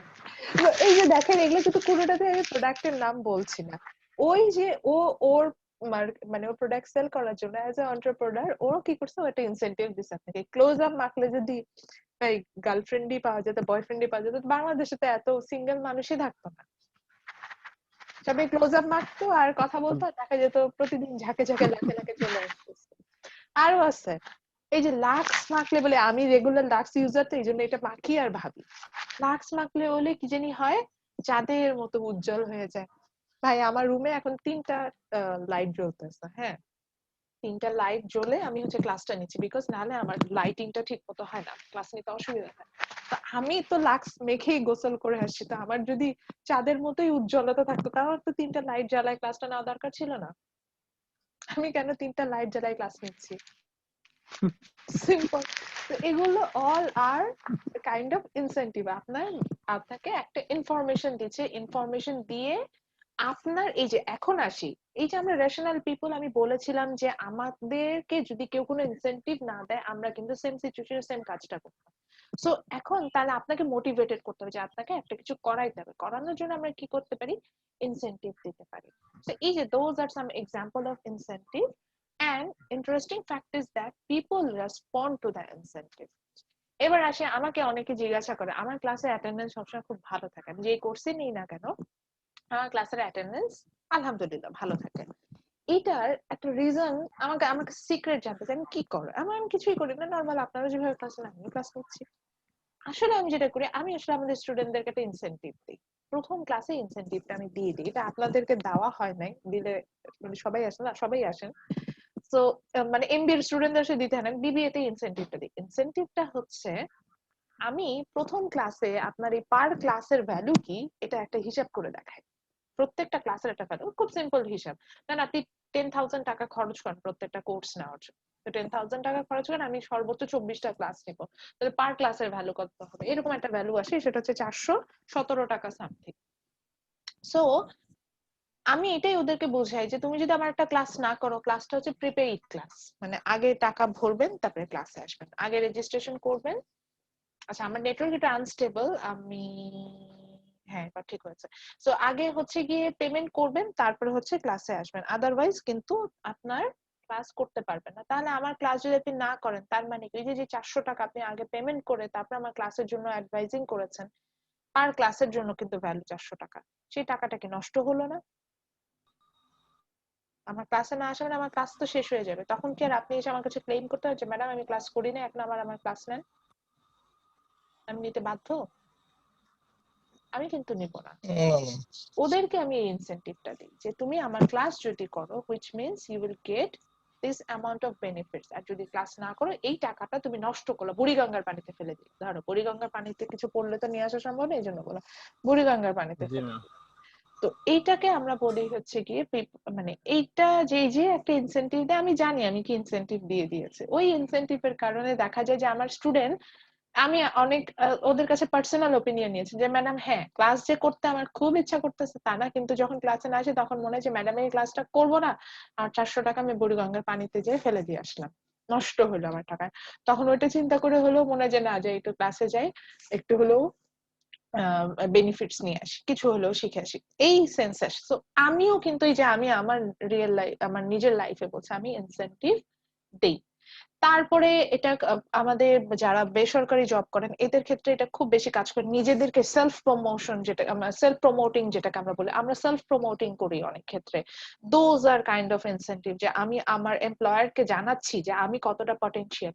এটা এটা খুবই পজিটিভ একটা ভাইব, বিকজ আমি যদি না জানাই, লাইক আমি আমি আমি এক্সেলে খুব ভালো, আমি ইন্টারমিডিয়েট থেকে শুরু করে অ্যাডভান্স লেভেলের এক্সেলে কাজ করতে পারি, এখন যদি এটা আমি আপনাদেরকে না বলা তারা কিভাবে জানবেন? বা আমি এসপিএস এর সফটওয়্যার রান করতে পারি, আমি গুগল ক্লাসরুম ম্যানেজমেন্ট খুব ভালো করতে পারি, আমি আমার ইউনিভার্সিটির অ্যাজ এ মাস্টার ফ্যাসিলিটেটর কাজ করছি, আমি অন্য ফ্যাকাল্টি মেম্বারদেরকে এই অনলাইন টিচিং লার্নিং এর জন্য ক্লাস নেই, তাদেরকে আমি হচ্ছে গিয়ে শিখাই যে কিভাবে জুম ইউজ করতে হয়, গুগল ক্লাসরুম কিভাবে ইউজ করতে হয়, গুগল ফর্ম কিভাবে, সিকিউরিটি কিভাবে মেনটেন করতে হয়। এই যে আজকে যেমন এই যে প্রবলেম হয়েছে এটা তো আমি নিজেই জানি, এই প্রবলেম, এই ধরনের প্রবলেম হলে কিভাবে সলভ করতে হয়। সো এই যে যে জিনিসগুলো বললাম, দোজ আর কাইন্ড অফ কিন্তু সেলফ প্রমোশন। কিন্তু আমি এই কাজগুলো করেছি ট্রু, কিন্তু আমি মানুষকে ইনসেনটিভ দিচ্ছি যে yeah I am capable to doing this thing. এগুলোও কিন্তু আমাদের এই প্রিন্সিপালের সাথে যায়, এবং মজার ব্যাপার হচ্ছে আমরা এটাতে রেসপন্ডও করি। এটাই ছিল আমার এই প্রিন্সিপালের কথা, people respond to the incentive, এবং সবকিছুর ক্ষেত্রে আমরা ইনসেন্টিভে রেসপন্ড করবো। এবার আসে রিয়েল লাইফ এক্সাম্পল, অনেকগুলো এক্সাম্পল দিলাম মার্কেটিং স্ট্র্যাটেজি, যেগুলো সেলার এন্ড থেকে দেখাচ্ছেন, গভর্নমেন্ট এন্ড থেকে দেখায়। দেখবেন যে গভর্নমেন্ট প্রতি বছরই যখন বাজেট ক্রিয়েট করে, আপনার হচ্ছে গিয়ে প্রোডাক্টের প্রাইস, স্পেশালি ব্যাড গুড যেগুলো, ব্যাড যেগুলোকে আমরা বলি লাইক সিগারেট বা অ্যালকোহল, এগুলোর দাম প্রতি বছরই বাড়ায় দেয়, প্রতি বছর এগুলোর উপর ট্যাক্স ইম্পোজ করে, এবং এগুলোর দাম এক্সেসিভ বেশি থাকে। রিজনটা কি? রিজনটা হচ্ছে গিয়ে, যেহেতু সিগারেট আমাদের জন্য ব্যাড থিং, তো এইটার যদি প্রাইস বাড়াই, ওই যে আমরা জানি কি ট্যাক্স ইম্পোজ যদি করা হয় তাহলে প্রোডাক্টের প্রাইস বাড়বে, প্রোডাক্টের প্রাইস বাড়লে আমরা কম কিনবো, তা আমাদেরকে কম কেনানোর জন্য গভর্নমেন্ট এজ এ ইনসেন্টিভ এটার উপরে ট্যাক্স ইম্পোজ করে দিচ্ছে। বা অনেক সময় দেখা যায় যে গভর্নমেন্ট চায় যে পরিবেশ বান্ধব যে ফুয়েল গুলো আছে, এনার্জি সেভিং যে ফুয়েল গুলো আছে আমরা সেখানে যাই। তো সেটার জন্য গভর্নমেন্ট কিন্তু কি করে যে আমরা যে পেট্রোলিয়াম লাইক অকটেন ডিজেল বা ন্যাচারাল গ্যাস এগুলো কিন্তু প্রাইস বাড়িয়ে দিচ্ছে, বিকজ যখন এগুলো প্রাইস বেড়ে যাবে তখন আমরা কিন্তু solar panel, Sunlight or like wind পাওয়ার এগুলো ইউজ করে কিন্তু এনার্জি সেভিং এর দিকে আমরা যেতে ইন্টারেস্টেড হবো। those are some real life example, like government also use this principle, like people respond to the incentive. So এরপরে আমরা যে প্রিন্সিপালটাতে চলে যাব, এই তিনটা principle, it will cover the second key point which is how people interact to each other. আমরা আবারও একটা ওই যে বুলেট পয়েন্ট হিসেবে লিখে রাখি, হাউ পিপল ইন্টারঅ্যাক্ট। এখানে আমরা দেখতে পাচ্ছি ডিফারেন্ট কালারের কিছু পিপল আছে, তারা কিভাবে ইন্টারঅ্যাকশন করবে এটা নিয়ে কথা বলছে। এই প্রিন্সিপাল গুলো আমরা আসলে খুব বেশি আমি এক্সপ্লানেশনে যাব না, যেহেতু এগুলো আমাদের পরবর্তীতে কয়েকটা চ্যাপ্টারে আমাদের এটা কভার করে আসবে। এখানে প্রথম প্রিন্সিপাল একটা বোঝাবো যে trade can make everyone better, বাকি প্রিন্সিপাল গুলো জাস্ট গো থ্রু করা, এগুলো আমাদের ক্লাসের রিলেটেড বইতেই আসবে। আচ্ছা, আপনারা কি এটা জানেন যে যখন একটা ট্রেড হয়, কোনো জায়গায় যদি একটা ট্রেড হয়, ইট make everyone better off. That means both party in the win-win situation there. Suppose আমার এটা একটা সময় আমার নিজেরই কোয়ারিজ ছিল, আমার নিজের কোয়ারিজ থেকে বলছি, আমার একটা সময় কোয়ারিজ ছিল যে বাংলাদেশ থেকে কেন বাংলাদেশ থেকেই রেডিমেড গার্মেন্টস ইউএস এর নিতে হবে বা ইউকে নিতে হবে বা ইউরোপিয়ান ইউনিয়নের কান্ট্রি গুলো কেন বাংলাদেশ থেকেই নিচ্ছে। এখন রিজনটা বলি, দেখেন ধর বাংলাদেশে যদি আরএমজি না সেল হয় তাহলে তো বাংলাদেশের কোনো হাতে টাকাও নেই, প্রফিটও নেই। এখন আছে বাংলাদেশের সুবিধা হচ্ছে we have lots of labour, আমাদের পপুলেশন আগে থেকে ডেন্সিটি হাই, এই কারণে আমাদের লেবার অনেক বেশি। তো আমাদের দেশে একটা গেঞ্জি বানাইতে, পাইকারি গেঞ্জি বানাইতে যে 30 টাকা খরচ হয়, এটা কি আপনারা জানেন? জি ম্যাম। জানি ম্যাম। তা আমি একটু বেশি ধরলাম, 50 টাকা একটা গেঞ্জি বানাইতে খরচ হয়। এখন আরো যখন বড় লটে আনবো তো 30 টাকা কেন, মানে এটার কত যে কম প্রাইসে বানানো যায় এটা আপনারা যদি কেউ যদি এই ধরনের বিজনেসের সাথে ইনভলভ থাকেন এটা জানতে পারবেন। তো আমি ধরে নিলাম যে একটা মোটামুটি কোয়ালিটিফুল একটা গেঞ্জি বাংলাদেশে বানাইতে 50 টাকা কস্টিং হচ্ছে। এই গেঞ্জিকে আমি 50 টাকায় সেল করে দিই ইউএস এর বায়ারের কাছে, আমি এটা মিনিমাম 400 টাকায় সেল করে দিব। এবার আসি, বায়ার আমার কাছ থেকে 400 টাকায় কিনে নিয়ে গেল। ইউএসএ তে বা ইউরোপিয়ান নেশন গুলোতে লেবার খুবই কস্টলি, তাদের মেশিনারিজ আইটেমও কস্টলি, তাদের র ম্যাটেরিয়ালসও কস্টলি, যেগুলো সবই বাংলাদেশে চিপ। বাংলাদেশে তো মানে এটা তো লেবার ওরিয়েন্টেড প্রোডাক্ট, সো আমাদের দেশে লেবারও চিপ, র ম্যাটেরিয়ালসও অ্যাভেলেবেল আছে। তো সব মিলে আমরা 50 টাকায় প্রোডাক্টটা বানাতে পারছি। কিন্তু সেম প্রোডাক্টটা যদি আমি ইউরোপিয়ান ইউনিয়নে বানাইতে যেতাম বা ইউএসএ তে বানাতে যেতাম, এই প্রোডাক্টটা ওদের এই costly labour and costly raw materials দিয়ে ওদের বেসিস আমি হয়তো বললাম 800 টাকায় এটা বানাইতে হতো। তো ইউএস এর যে বায়ার, আচ্ছা 800 টাকায় সেটা বানাতে হতো, আমি ধরলাম যে ও তো বাংলাদেশ থেকে 400 টাকায় কিনে নিয়ে গেল, আপনার ট্রান্সপোর্টেশন কস্ট মানে এয়ারে নিয়ে যাবে, যে কার্গো প্যাকেজিং শিফটিং এগুলা মিলে ও হয়তো 1200 টাকায় সেটা সেল করে দিল। এবার আসে আপনার কাছে, তো বাংলাদেশ এই প্রোডাক্টটার দাম ছিল হচ্ছে কি 50 টাকা, বাংলাদেশে বানাইতে 50 টাকা খরচ হচ্ছিল। ইউএসএ যদি বাংলাদেশ থেকে না কিনতো তাহলে তো বাংলাদেশের এই 50 টাকাও খরচ হতো। আচ্ছা, শুধু বাংলাদেশের 50, এইটুকুই আমার লস হতো। কিন্তু দেখেন ইউএসএ যখন বাংলাদেশ থেকে কিনছে, I can sell it on 400 টাকা, হুইচ মিনস আমি অলমোস্ট 7 টাইমস মোর প্রফিট করছি যা মেকিং কস্ট তার থেকে। তাহলে কি আমি ইউএস এর কাছে সেল করব না, নাকি বলবো না ভাই করবো না? করবো অবশ্যই, বিকজ আমি একটা যেই দামে তৈরি করছি তারপরে 8 গুণ বেশি দামে আমি ওর কাছে সেল করে দিচ্ছি বাইরের কাছে।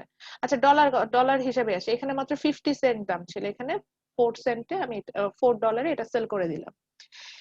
এবার আসি, ইউএস এর যে বায়ার, সে চিন্তা করছে যে আমার তো এটা বানাইতে আমার দেশে $8 লাগে, সেখানে আমি বাংলাদেশ থেকে অর্ধেক দামে নিয়ে আসতে পারতেছি, তাও আবার $4, তাহলে আমি কি এটা বাংলাদেশ থেকে বানাই নিয়ে আসবো না? অবভিয়াসলি বাংলাদেশ থেকে বানিয়ে নিয়ে আসবে। ও জানে যে আমি এই ধরনের প্রফিট মেক করছি, কিন্তু ও তো ওর মেকিং কস্টের অর্ধেক কস্টে পাচ্ছে, তো ওই জন্য আমার কাছ থেকে নিবে।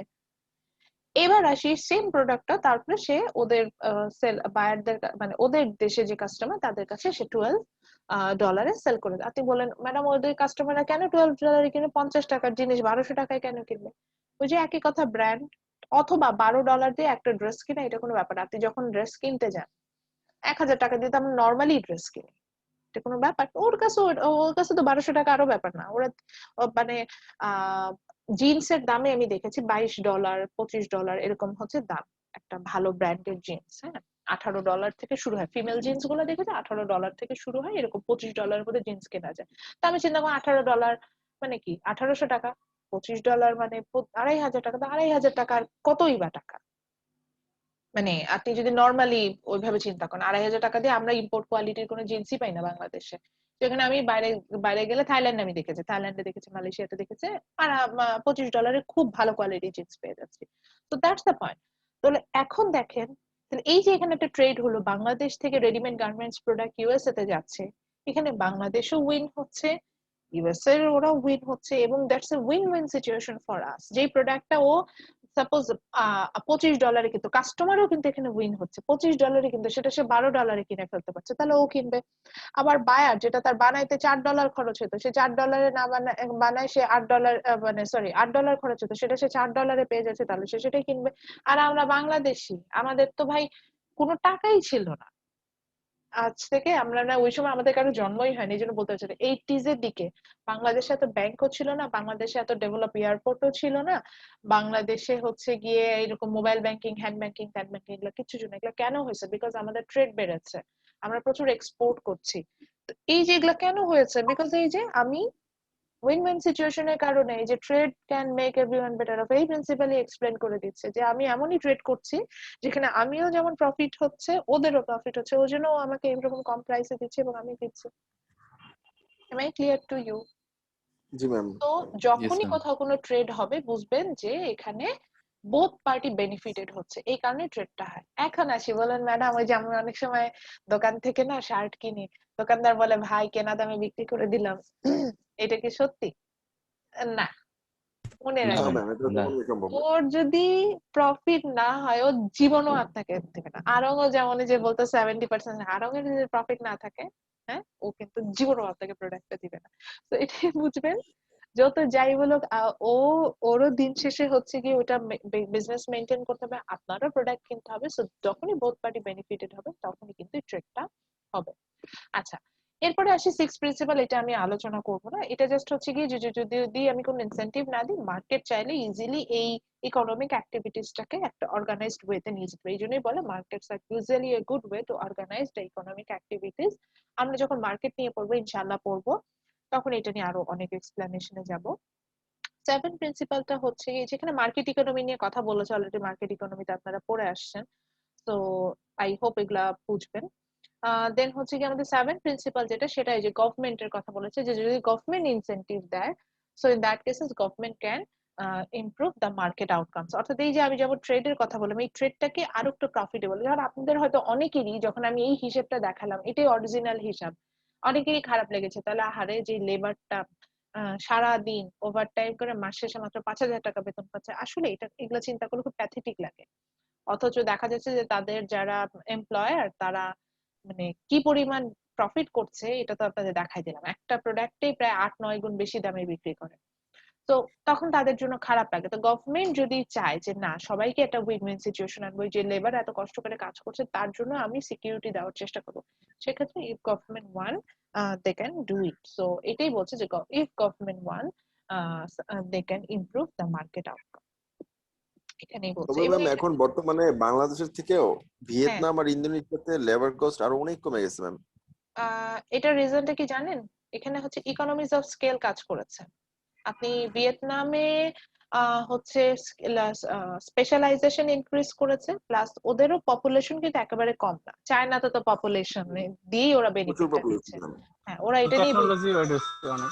হ্যাঁ, তো চায়নাতে যেটা হচ্ছে, চায়নাতে হচ্ছে আপনার পপুলেশনের কারণে ওরা বেনিফিটস নিচ্ছে, আর ভিয়েতনাম হচ্ছে ভিয়েতনামের গভর্নমেন্টের কারণে। আমাদের মতো তো ওদের গভর্নমেন্ট করাপ্ট না, তা ওদের গভর্নমেন্ট এতটাই ইনসেন্টিভ দিয়েছে যে বললাম government if government one government can improve the market outcome.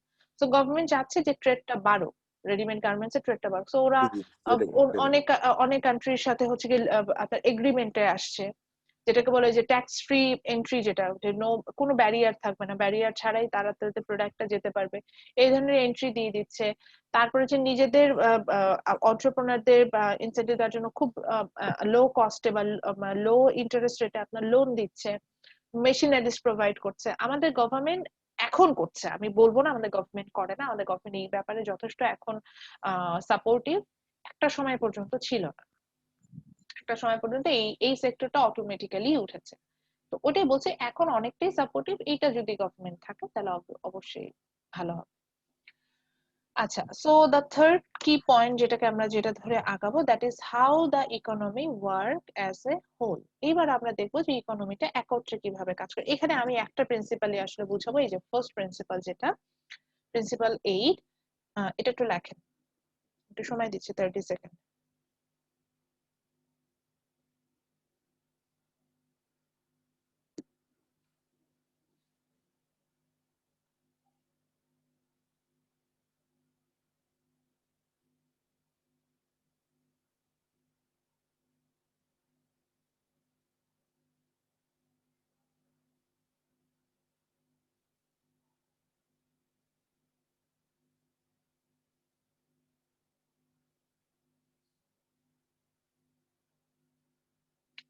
তো প্রিন্সিপাল 8টা দেখেন আমাকে কি বলছে। প্রিন্সিপাল 8 এ বলছে a country's standard of living depends on its ability to produce goods and services.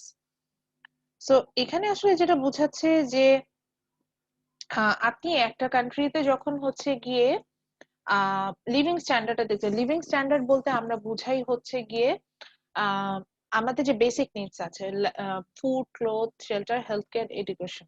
So how qualityful product we are going to consume according to that, according to our living standard, actually it measure how the qualityful product or goods and services we are going to consume. So এখানে যেটা ছিল যে দেখবে যে একটা কান্ট্রির GDP size যতটা বড় হয় সেই দেশের আপনার স্ট্যান্ডার্ড অফ লিভিংটাও ততটা ভালো হয়। এই জিডিপি সাইজটাই হচ্ছে ability to produce goods and services, মানে আমি একটা বছরে আমার দেশের যা আর্ন হবে সেটাই আমার প্রোডাকশন, টোটাল প্রোডাকশন, এবং দ্যাটস মাই জিডিপি। বাংলাদেশের দিয়েই বলি, তারপরে আসি। আজ থেকে 10 বছর আগে I was student in that time even. So ওই সময় আমি বাংলাদেশে এত রেস্টুরেন্ট দেখি নাই, বা এত ব্র্যান্ডের শপ দেখি নাই, বা এত ইম্পোর্ট। এখন চাইলেই আমি বাহিরের খুব হাই এন্ডের প্রোডাক্ট খুব ইজিলি পারচেজ করতে পারি, এগুলা খুব অ্যাভেলেবল বাংলাদেশে। এখন আসি এগুলা কেন অ্যাভেলেবল হয়েছে? Obviously people have the ability to purchase them. আমি যখন নিয়েছিলাম তখন হচ্ছে কি পিৎজা হাটে যে একটা পিৎজা খাওয়া খুব লাক্সারি একটা বিষয় ছিল, খুবই লাক্সারি। যে এবং এটার জন্য ধরেন প্রতি মাসেও একবার না, 3-4 মাস পরে একবার যাওয়া যেত, তাও বন্ধুদেরকে বলে টোলে সবাই কন্ট্রিবিউট। 2011-12 হ্যাঁ, আমি সেটাই বলছি, আমি 2011-12 মানে কস্টলি একটা বিষয় ছিল। হ্যাঁ, ইভেন পিৎজা হাট কেন, কেএফসিও একটা। আমাদের যে কেএফসি আর পিৎজা হাটটা যখন আসলো তখন আর কি বিষয়টা অনেক মানে একটা পশ একটা ব্যাপার ছিল। হুম, ওটাই বলছি, এখন মানে খুবই ফাস্ট খুবই ফুডের মতো হয়ে গেছে। এক্সপেন্সিভ। হ্যাঁ, এটা ফাস্ট ফুডের মতো হয়ে গেছে, খুবই এক্সপেন্সিভ যে পিৎজা হাটে যে পিৎজা আজকে কনজিউম করব। সো এখন আসি 2011 সালে বাংলাদেশের জিডিপি যা ছিল, এখন বাংলাদেশের জিডিপি তার 3 গুণ হয়ে গেছে। জিডিপি বড় হওয়া মানে হচ্ছে কি, খুব সিম্পলি আমাদের পার ক্যাপিটাল ইনকাম বেড়েছে। কোনো না কোনো ভাবে আমার ইনকাম ওই 2011 সালে যা ছিল তার থেকে 3 গুণ হয়ে গেছে, অবশ্যই হয়েছে, আদারওয়াইজ আমি কিন্তু অ্যাফোর্ড করতে পারতাম না। তো আমার যখন ইনকাম বেড়েছে, আমার ইনকামটা বাড়া, আমি কার সাথে রিলেটেড করলাম? আমি বললাম যে আমার জিডিপির সাথে। সো আমার যখন ইনকাম বেড়েছে, ইনকাম বাড়ার সাথে সাথে তখন আমি কি করবো? তখন আমি আমার কোয়ালিটিফুল প্রোডাক্টের দিকে আমি কিন্তু মুভ করবো। তো এই জন্যই আমি বলছি যে কোনো দেশে দেখবেন যে স্ট্যান্ডার্ড অফ লিভিং যে দেশের খুব হাই, দেখবেন যে সেই দেশের জিডিপি সাইজ বা সেই দেশের ability to produce goods and services, that's also high.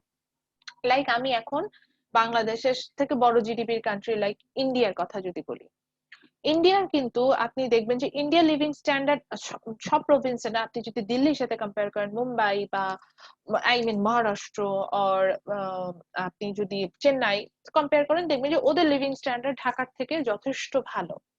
এবং আপনি যদি কম্পেয়ার করেন ইন্ডিয়ার জিডিপি বা ইন্ডিয়ার পার ক্যাপিটা ইনকাম কিন্তু আমাদের থেকে অনেক বেশি, এবং ওই স্টেট গুলোর কথা বলেন কাজ ওই স্টেটের যদি স্পেসিফিক আপনি প্রোডাকশন দেখেন দেখবেন যে ইকোনমিক অ্যাক্টিভিটিস যদি দেখেন দেখবেন যে সেটা বাংলাদেশের থেকেও বেশি। তো যেখানে ইকোনমিক অ্যাক্টিভিটিস বেশি সেখানে লিভিং স্ট্যান্ডার্ডটা ভালো থাকে। আপনি ইউএসএ তে যান, সেখানে যে পরিমাণ ইকোনমিক অ্যাক্টিভিটিস, তাদের জিডিপি সাইজ যেটা সবচেয়ে বড় জিডিপি সাইজের কান্ট্রি, তাদের লিভিং স্ট্যান্ডার্ডও ওরকম। লিভিং স্ট্যান্ডার্ডের আরো একটা এক্সাম্পল দেয়, আমি তো শুধু এটা ফাস্ট ফুড দিয়ে দিলাম। ইউএসএ তে পার্সোনাল কার ওন করা হচ্ছে একটা খুব কমন বিষয়। আপনি এখন স্টুডেন্ট ভিসাতে যান, আপনি 6 মান্থের মধ্যে একটা কার ওন করতে পারবেন, বিকজ ওদের কাছে কার পারচেস করাটা এতটাই মানে লাইক আমরা যেরকম সেলফোন কিনি সেরকম। এই যে আমরা যখন সেলফোন কিনছি একটা সময় যে ব্র্যান্ডের মানে আইফোন বা খুব হাই এন্ড লাইক S9 বা S21 এখন আসছে, এগুলো পারচেস করা আমাদের জন্য বিশাল একটা লাক্সারির বিষয় ছিল যে এত দামি ফোন। তো এখন দেখেন আমাদের কাছে কিন্তু এটা খুব কমন একটা বিষয় হয়ে গেছে। তো বাংলাদেশে যদি যে যে পরিমাণ গ্রোথ রেট এখন আছে, এই গ্রোথ রেটটা যদি আমরা ধরে রাখতে পারি, একটা সময় আমাদের জন্য মিডল ক্লাস পিপল যারা আমরা, আমাদের জন্য একটা কার ওন করাটা একটা কমন বিষয়ে পরিণত হবে। Let's hope for the best. কারণ আমি এটা কেন করছি, কারণ আমি ইন্ডিকেটর গুলো দেখছি। আমি দেখছি যে আমার জিডিপি সাইজ বাড়ছে। জিডিপি সাইজ বাড়া মানে ইকোনমিক অ্যাক্টিভিটিস বাড়া, ইকোনমিক অ্যাক্টিভিটিস বাড়া মানে আমি আপনি সবাই ওই ফাইন্যান্সিয়াল অ্যাক্টিভিটিস গুলোতে ইনভলভ হবো, মানে কি আমার পকেটেও টাকা আসবে। আমার পকেটে টাকা আসলে তো আমার তো লিভিং স্ট্যান্ডার্ড বাড়বে, আমি খরচ করবো, আমার লিভিং স্ট্যান্ডার্ড বাড়বে না? এটাই হচ্ছে বিষয়। সো এটাই ছিল। দেন হচ্ছে কি এটাতে দেখাচ্ছে, তাহলে দেখেন এটা কিন্তু ওভারঅল ইকোনমির উপরে কাজ করছে। লিভিং স্ট্যান্ডার্ড শুধু আমার বাড়ছে না, এটা সবারই বাড়ছে। সো এখন সবারই বাড়ছে বলে পিৎজা হাট সবাই এফোর্ড করতে পারছি, বা সবাই হচ্ছে গিয়ে মাঝে মধ্যে একটা ফরেন ট্রিপ এফোর্ড করতে পারছি, বা একটা কিন্তু ব্র্যান্ডের ফোন আমরা কিন্তু এফোর্ড করতে পারছি। সো এটা নিয়ে আরো এক্সপ্লেনেশন আছে, একটু পরে দেখবেন। জাস্ট এটা নিয়ে আমি এখান থেকে প্রশ্ন করব না। দেন আমরা প্রিন্সিপাল লাইনে যাই। প্রিন্সিপাল লাইনটা বলছে যে price rises when government prints too much money. এটা বোঝানোর জন্য আমি একটা এক্সাম্পল দিই।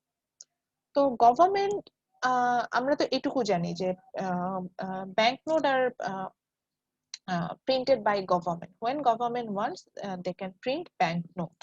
এটাই। তো আমি ধরে নিলাম যে পদ্মা সেতু বা অনেকগুলো গভর্নমেন্টের ডেভেলপমেন্ট প্রজেক্ট চলছে, তো এটার জন্য গভর্নমেন্টকে প্রচুর স্পেন্ড করতে হচ্ছে। তো জি দিয়ে আমি গভর্নমেন্ট এক্সপেন্ডিচার বোঝানোর চেষ্টা করছি। তো গভর্নমেন্টকে অনেক বেশি হচ্ছে গিয়ে যেহেতু স্পেন্ড করতে হচ্ছে, তো গভর্নমেন্ট কি করলো যে গভর্নমেন্ট হচ্ছে গিয়ে টাকা পয়সা খরচ করা শুরু করলো। এখন গভর্নমেন্ট যখন টাকা পয়সা খরচ করছে, এই টাকা তো মানে নিজের জন্য খরচ করছে না, এই উল্টা বলছিলাম। সো গভর্নমেন্ট কি করছে যে এই টাকাটা হচ্ছে গিয়ে খরচ করছে। তো গভর্নমেন্ট টাকাটা তো নিজের জন্য খরচ করছে না, গভর্নমেন্ট টাকাটা খরচ করছে আমার আপনার জন্য। তো গভর্নমেন্টের ফাইন্যান্সিং কোথা থেকে হবে? গভর্নমেন্টের ফাইন্যান্সিং অবশ্যই যে ব্যাংক নোট গুলো আছে সেটা হচ্ছে গিয়ে সে আমি ধরলাম যে অন্য কোনো পারপাস থেকে পাইনি, তখন সে হচ্ছে গিয়ে ব্যাংক নোট থেকে সেখান থেকে নিয়েছে। তো গভর্নমেন্টের ফাইন্যান্সিং যখন বাড়লো, গভর্নমেন্টের ফাইন্যান্সিং করার জন্য গভর্নমেন্ট এই ব্যাংক নোটের ইউজেস বাড়াই দিল, অর্থাৎ বেশি বেশি ব্যাংক নোট ইস্যু করতে থাকলো বা কমার্শিয়াল ব্যাংক থেকে সে লোন নিতে থাকলো, এরকম ঘটনাগুলো ঘটলো। সো এখন আছে গভর্নমেন্ট পদ্মা সেতু বানাক আর মেট্রো রেল বানাক আর হচ্ছে কি ঢাকা চিটাগাং হাইওয়ে কে 4 লেনে বানাক, ঢাকা ময়মনসিংহ হাইওয়ে কে 5 লেনে বানাক, 10 লেনে বানাক, যাই করুক, এই টাকা কি নিজের পকেটে ভরতে পারে না? এটা আপনাকে আপনাকে দিতে হয়, আমার আপনাকে। আচ্ছা আসে আমার আপনাকে কিভাবে দিতে, এই প্রজেক্টে কি গভর্নমেন্ট কাজ করে না আমার আপনার মতো লেবাররা কাজ করে? আমার আপনার মতো লেবাররা কাজ করছে, লেবারই কাজ করেন। তাহলে আমাদের আমাদের মতো লেবার। হ্যাঁ আমরা লেবার, ইন এ সেন্স আমিও লেবার। তো আমার আপনার মতোই লেবাররা কাজ করছে, আমাদেরকে কি স্যালারি দিতে হচ্ছে না? তারপরে পদ্মা সেতু বানাতে র ম্যাটেরিয়ালস রাখছে, হ্যাঁ বিএসআরএম এক্সট্রিম স্টিল ইউজ করছে, যেই স্টিলই ইউজ করো যে স্টিল কেনার জন্য টাকা দিতে হচ্ছে না। বসুন্ধরা সিমেন্ট ইউজ করছে, ক্রাউন সিমেন্ট ইউজ করছে, টাকা দিতে হচ্ছে না?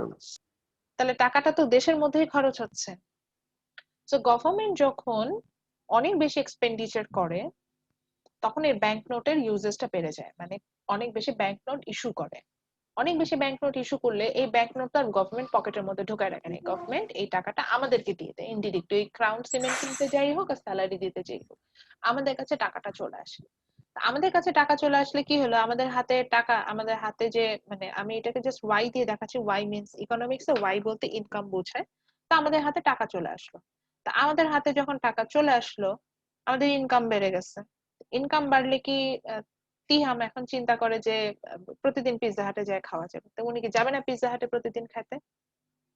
বা সবাই, আমিও যাব, আমার হাতে যদি এরকম টাকা দেয় আমিও প্রতিদিন বাইরে যেয়ে খেতে যাবো, তা আমিও কি প্রতিদিন বাইরে যেয়ে খেতে যাবো না? So আমার ডিমান্ড বেড়ে যাবে না? ডিমান্ড বাড়লে অটোমেটিক্যালি এটা একটা কমন থিং, সেটা হচ্ছে কি যখন একটা প্রোডাক্টের ডিমান্ড বাড়ে, ডিমান্ড বাড়লেই হচ্ছে কি এর প্রাইস লেভেল বেড়ে যায়। সো এই যে প্রাইস লেভেল বাড়া, এটাকে আমরা বলছি inflation or price rises thing. তো এটাই হচ্ছে বিষয়ে যে যখন গভর্নমেন্ট অনেক বেশি টাকা প্রিন্ট করে, for what purpose? For government expenditure purposes. It increases the per capita income of general people, so that demand also increases. When the demand increases, the price level automatically increases. That's it. এবং এটাকে আমরা বলি inflation.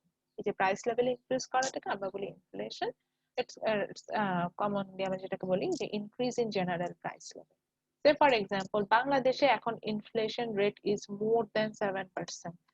আমার তো মনে হয় inflation মানে পার্সেন্টেজে দেখায়, এবং এটা হচ্ছে বলে যে 7%-এর উপরে। আমার তো মনে হয় এটা আরো বেশি, মোর দেন 10%। কারণ বাংলাদেশে এখন প্রচুর গভর্নমেন্ট কাজ করছে, এটা আমি অস্বীকার করা যায় না, যথেষ্ট কাজ করছে।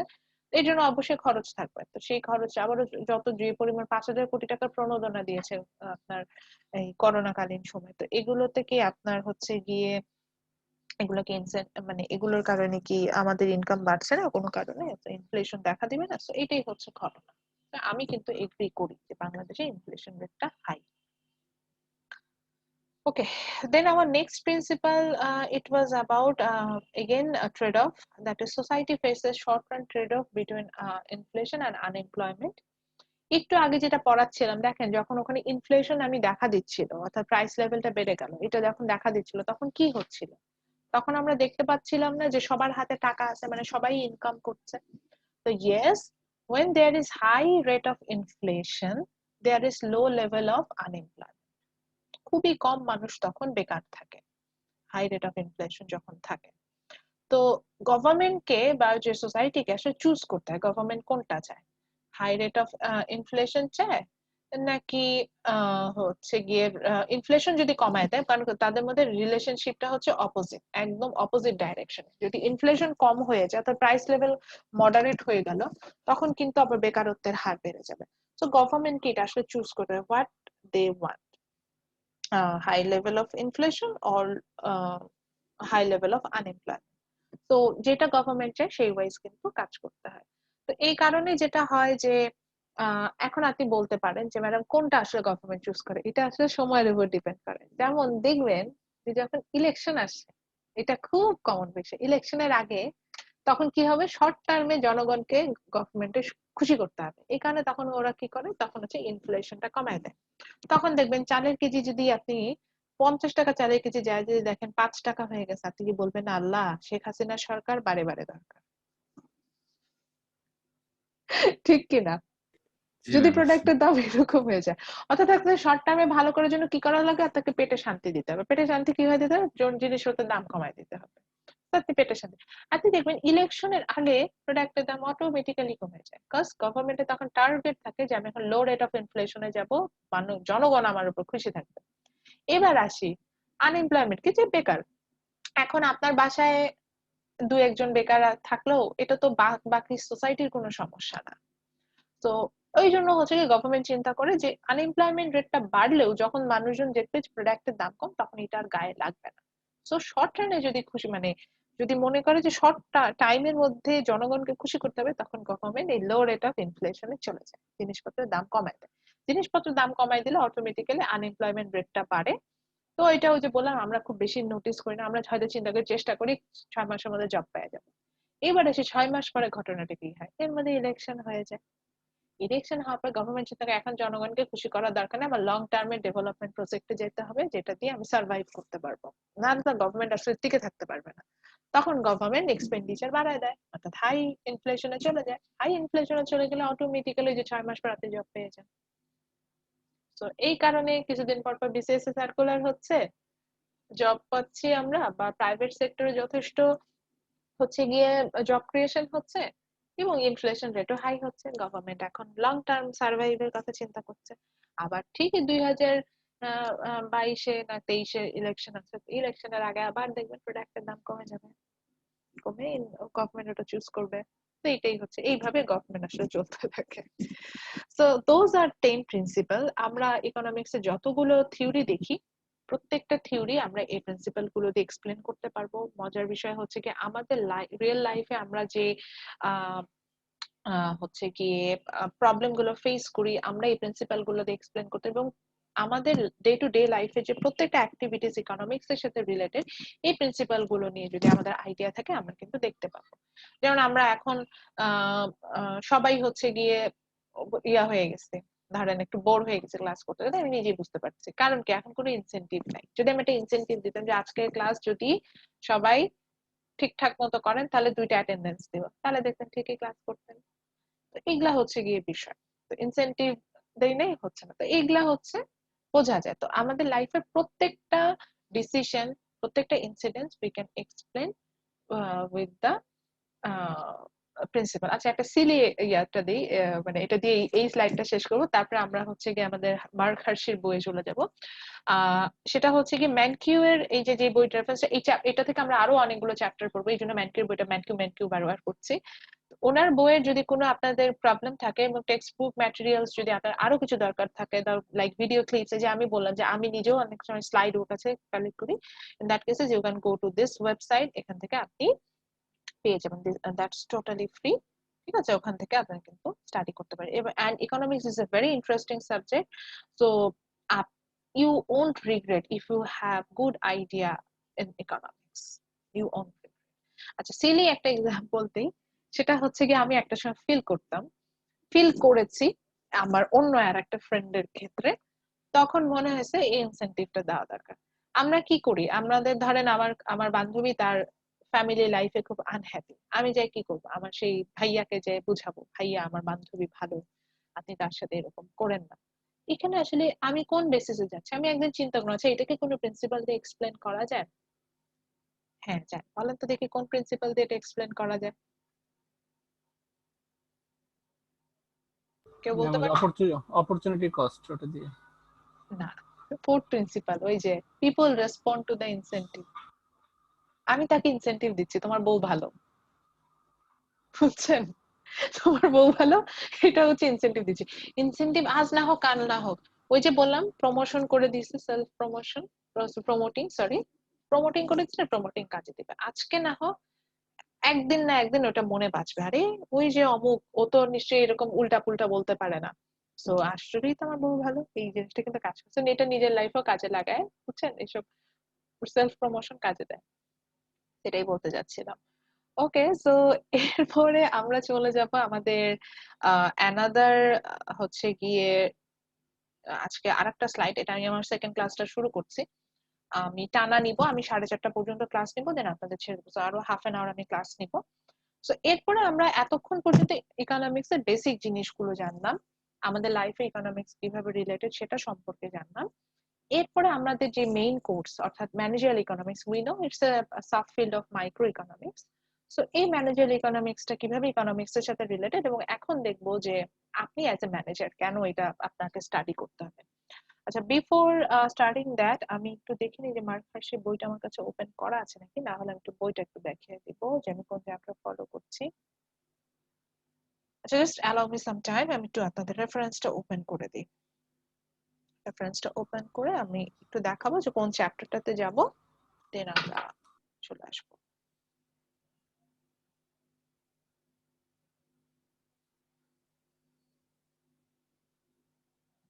আচ্ছা so we are following this book, এটা হচ্ছে আমাদের মেইন টেক্সট বুক, যেটা হার্শি আর পার্কিনের এই দুটার, সরি ম্যানকিউর, এই দুটো বই আমরা পড়ি।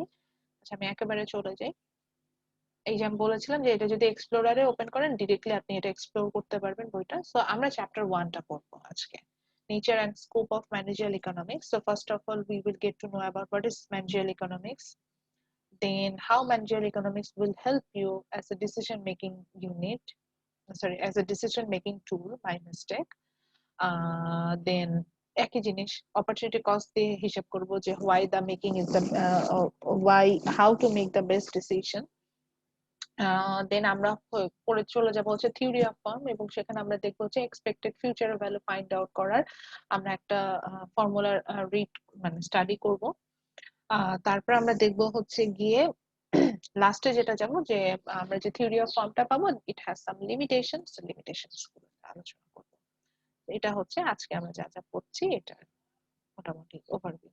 আমি এই স্লাইডটা এখন আপনাদের সাথে শেয়ার করি, বইটা শেয়ার করা আছে, so স্লাইডটা as soon as possible ক্লাসটা শেষ হলে হয়তো আমি আমার কনভেনিয়েন্ট টাইম ওয়াইজ এটা আপনাদের সাথে শেয়ার করব ইনশাআল্লাহ। আচ্ছা, সো ইন দিস চ্যাপ্টার আমরা যেটা ওই যে বললাম যে আমরা গো থ্রু করবো what is managerial economics, mainly এটা নিয়ে আমাদের মেইন কনসার্ন এখানে। তো আমরা যদি ম্যানেজিয়াল ইকোনমিক্সটাকে দেখি, সরি আমি যদি ম্যানেজিয়াল ইকোনমিক্সটাকে just normal images which I collected from Google, so এখানে আসলে দেখাচ্ছে যে ম্যানেজিয়াল ইকোনমিক্স এর স্কোপটা কি, কোথায় কোথায় এটাকে আমরা ইউজ করতে পারি। So it can be use in multidisciplinary unit, we can use it on macroeconomic thing, that means how economy work as a whole, যে এই জায়গা আমরা ইউজ করতে। মাইক্রোইকোনমিক্স তো অবভিয়াসলি আসবে বিকজ এখানে decision making it's totally decided by an individual. Then in arts and science, because আপনি যখন প্রোডাকশনে যাচ্ছেন সেখানে আপনার সায়েন্টিফিক অনেক কিছু ইনফরমেশনও থাকবে। তো এইরকম অর্থাৎ মাল্টি ডাইমেনশনাল সেক্টরে we can, if we want we can use managerial economics. So let's think about what is managerial economics. Managerial economics, actually it's a combination of economic theory and economic decision making tools. অর্থাৎ এখানে যেটা বলছে যে economic theory, আমরা already economic theory develop করেছি, that means managerial economics হচ্ছে আপনার যে মাইক্রো ইকোনমিক্স এবং ম্যাক্রো ইকোনমিক্স এর যে কনসেপ্টটা আছে সেই মানে এই আইডিয়া গুলোর সাথে ইকোনমিক টু মানে যে ইকোনমিক ডাটা অ্যানালাইসিস টুল, অর্থাৎ আমরা ক্যালকুলেশন শিখি, প্রোডাকশন মানে কস্ট অফ প্রোডাকশন বের করতে পারি, আমরা এলাস্টিসিটি বের করতে, প্রাইসিং সেট করতে পারি। তো এই যে যে ম্যাথমেটিক্যাল ইকোনমিক্স এগুলো আমরা এগুলো শিখি, বা আপনারা একটা নর্মাল কোর্সে শিখেছেন, এটা হচ্ছে বিজনেস ম্যাথমেটিক্স, ওখানে এগুলো শিখেন। তো এই যে ডিসিশন ভুল বলছি, ডিসিশন সায়েন্স যেটাকে বলছি, যে tools of analysis of decision science, এটার সাথে ইকোনমিক থিওরির যেটা যে ব্লেন্ডেড ভার্সন, সেটাই হচ্ছে গিয়ে ম্যানেজিয়াল ইকোনমিক্স। অর্থাৎ অর্থনৈতিক জ্ঞানের সাথে যখন আপনি হচ্ছেন গিয়ে এটাকে অ্যাপ্লাই করার জন্য যে ডাটা অ্যানালাইসিস আপনাকে জানতে হবে, অর্থাৎ কিভাবে প্রাইসিং করবেন, কিভাবে হচ্ছে গিয়ে কস্ট ক্যালকুলেশন করবেন, কিভাবে ব্রেক ইভেনে পৌঁছাবেন, এই যে আইডিয়া গুলোর যে কম্বিনেশন যে কোর্স থেকে আপনি পাবেন, জানতে পারবেন, সেটাই হচ্ছে গিয়ে managerial economics. And the main objective of managerial economics to become you more efficient in your own way to business. So আপনাকে এফিশিয়েন্ট বানানোটাই আমাদের হচ্ছে গিয়ে মেইন টার্গেট, হ্যাঁ, বা মেইন অবজেক্টিভ আমি যেটাকে বলতে চাই সেটা। তো এখানে আসলে দেখা যাচ্ছে যে কতটা মাল্টি ডাইমেনশনাল ফিল্ডে আমি ইকোনমিক্স ম্যানেজিয়াল ইকোনমিক্স কে নিয়ে যেতে পারি। যেমন লাইক আমি এটা কোথা থেকে কম্বাইন্ড হচ্ছে সেটা দেখছি। তো এটাই বলছে যে এটা কম্বাইন করছে not only economic theory, econometrics হচ্ছে mathematics related with economics and business concept and practices.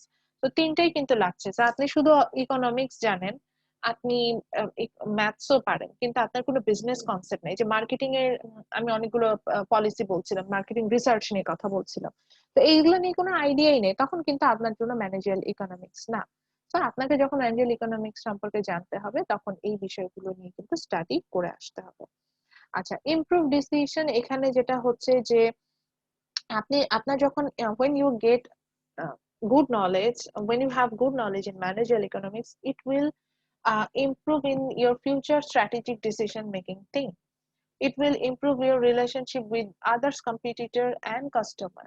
আপনি কিন্তু এই ক্ষেত্রে খুব ভালোভাবে সিদ্ধান্ত নিতে পারবেন। যেমন আমাকে যদি এখন কোনো বিজনেস রান করতে বলে, আমি অনেক কিছু ডিসিশন খুব ইজিলি নিতে পারবো, বিকজ আমার ওগুলো সম্পর্কে আইডিয়া আছে।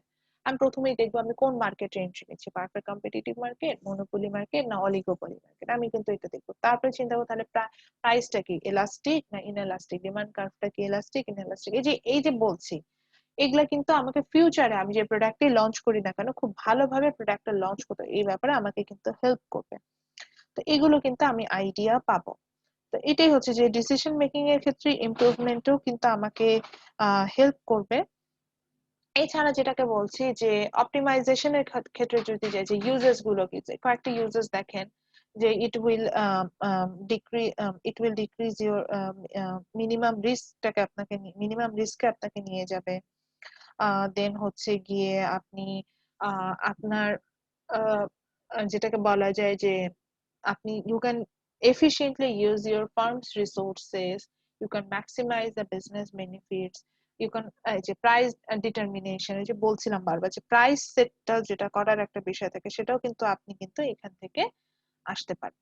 সো মেইন কথা হচ্ছে কি, ম্যানেজারিয়াল ইকোনমিক্স এর মাল্টি ডাইমেনশনাল ইম্প্যাক্ট আছে, এবং সেটা আমরা চাইলে এটা এরকম ভেরিয়াস ফিল্ডে কিন্তু সেটা ইউজ করতে পারি। ওকে, সো এখানে আমাকে কিছু এক্সাম্পল দিয়েছে যে কোন কোন ক্ষেত্রে আমরা আসলে ম্যানেজারিয়াল ইকোনমিক্সটাকে ইউজ করি। এগুলো সব বই থেকে নেওয়া, ডোন্ট থিঙ্ক দ্যাট যে আমি এটা নিজে বানিয়েছি, এরা সম্পূর্ণ বই থেকে আমি কি পয়েন্টস গুলো নিয়েছি। সো এই যে যেমন বলছে যে আমি if I want to make maximum profit, if I want skilled labor, if I want to know about a legal constraint in my business, অনেকগুলো লিগ্যাল ব্যারিয়ার থাকে, like minimum wedge rate, health and safety issues, pollution, government taxation. So এই যে legal barriers গুলো আছে, এগুলোকে কিভাবে overcome করবো, how to make the maximum profit, সেটা তো বললাম যে এই বিষয়গুলোতে যখন আমি আসবো, আমার কিন্তু এই সাবজেক্টটা সম্পর্কে যদি ভালো ধারণা থাকে, আমরা ভালো মতো কাজ করতে। এবং আমি বলেছি যে 1960s এর আগে ম্যানেজারিয়াল ইকোনমিক্স কে এতটা ইম্পর্টেন্ট ব্রাঞ্চ হিসেবে ধরা হতো না।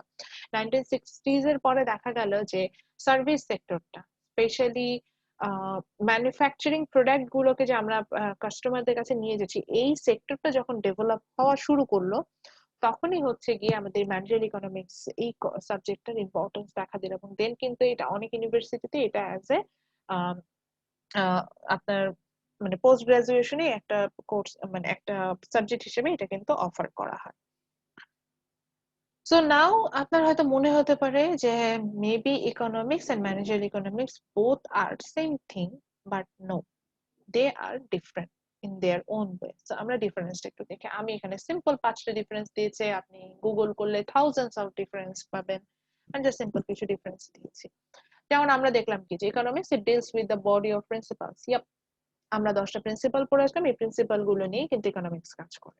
যা থিওরি আছে সবগুলো এক্সপ্লেন করার চেষ্টা করছে, আপনাকে হচ্ছে গিয়ে নতুন থিওরি আসে সেগুলোকেও এটার অ্যাপ্লিকেবল করছে। এবং এই থিওরি ওয়াইজ হচ্ছে গিয়ে যে কোনো পলিসি মেকিং বিষয়গুলো যদি আসে, they talk about that.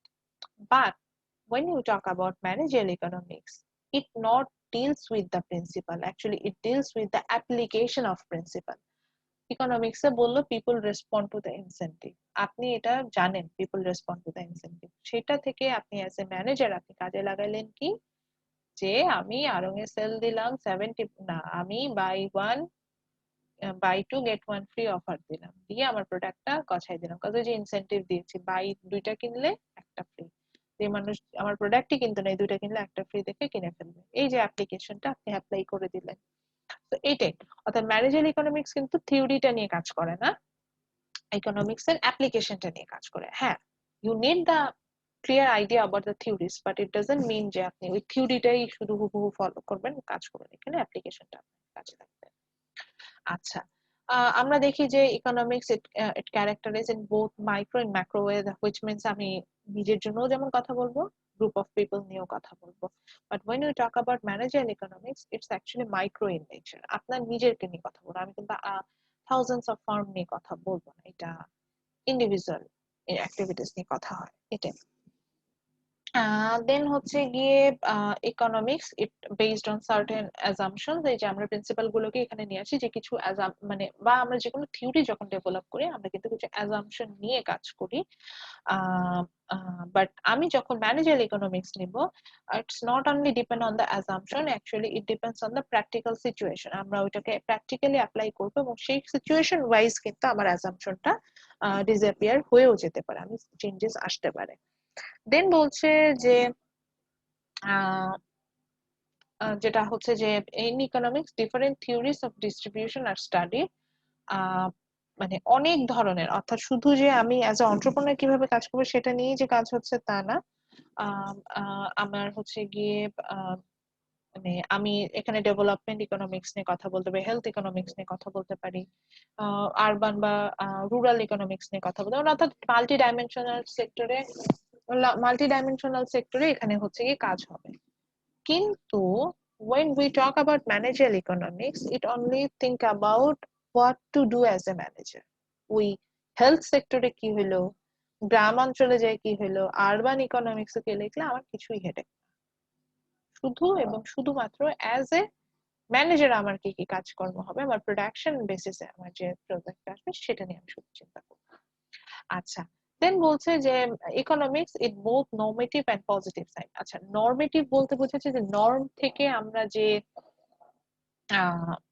Theory গুলো ডেভেলপ করি, অর্থাৎ নর্ম আমাদের যে আদর্শগুলো মেনটেন করি, ইকোনমিক্স এর থিওরি গুলো এখান থেকেও আসে।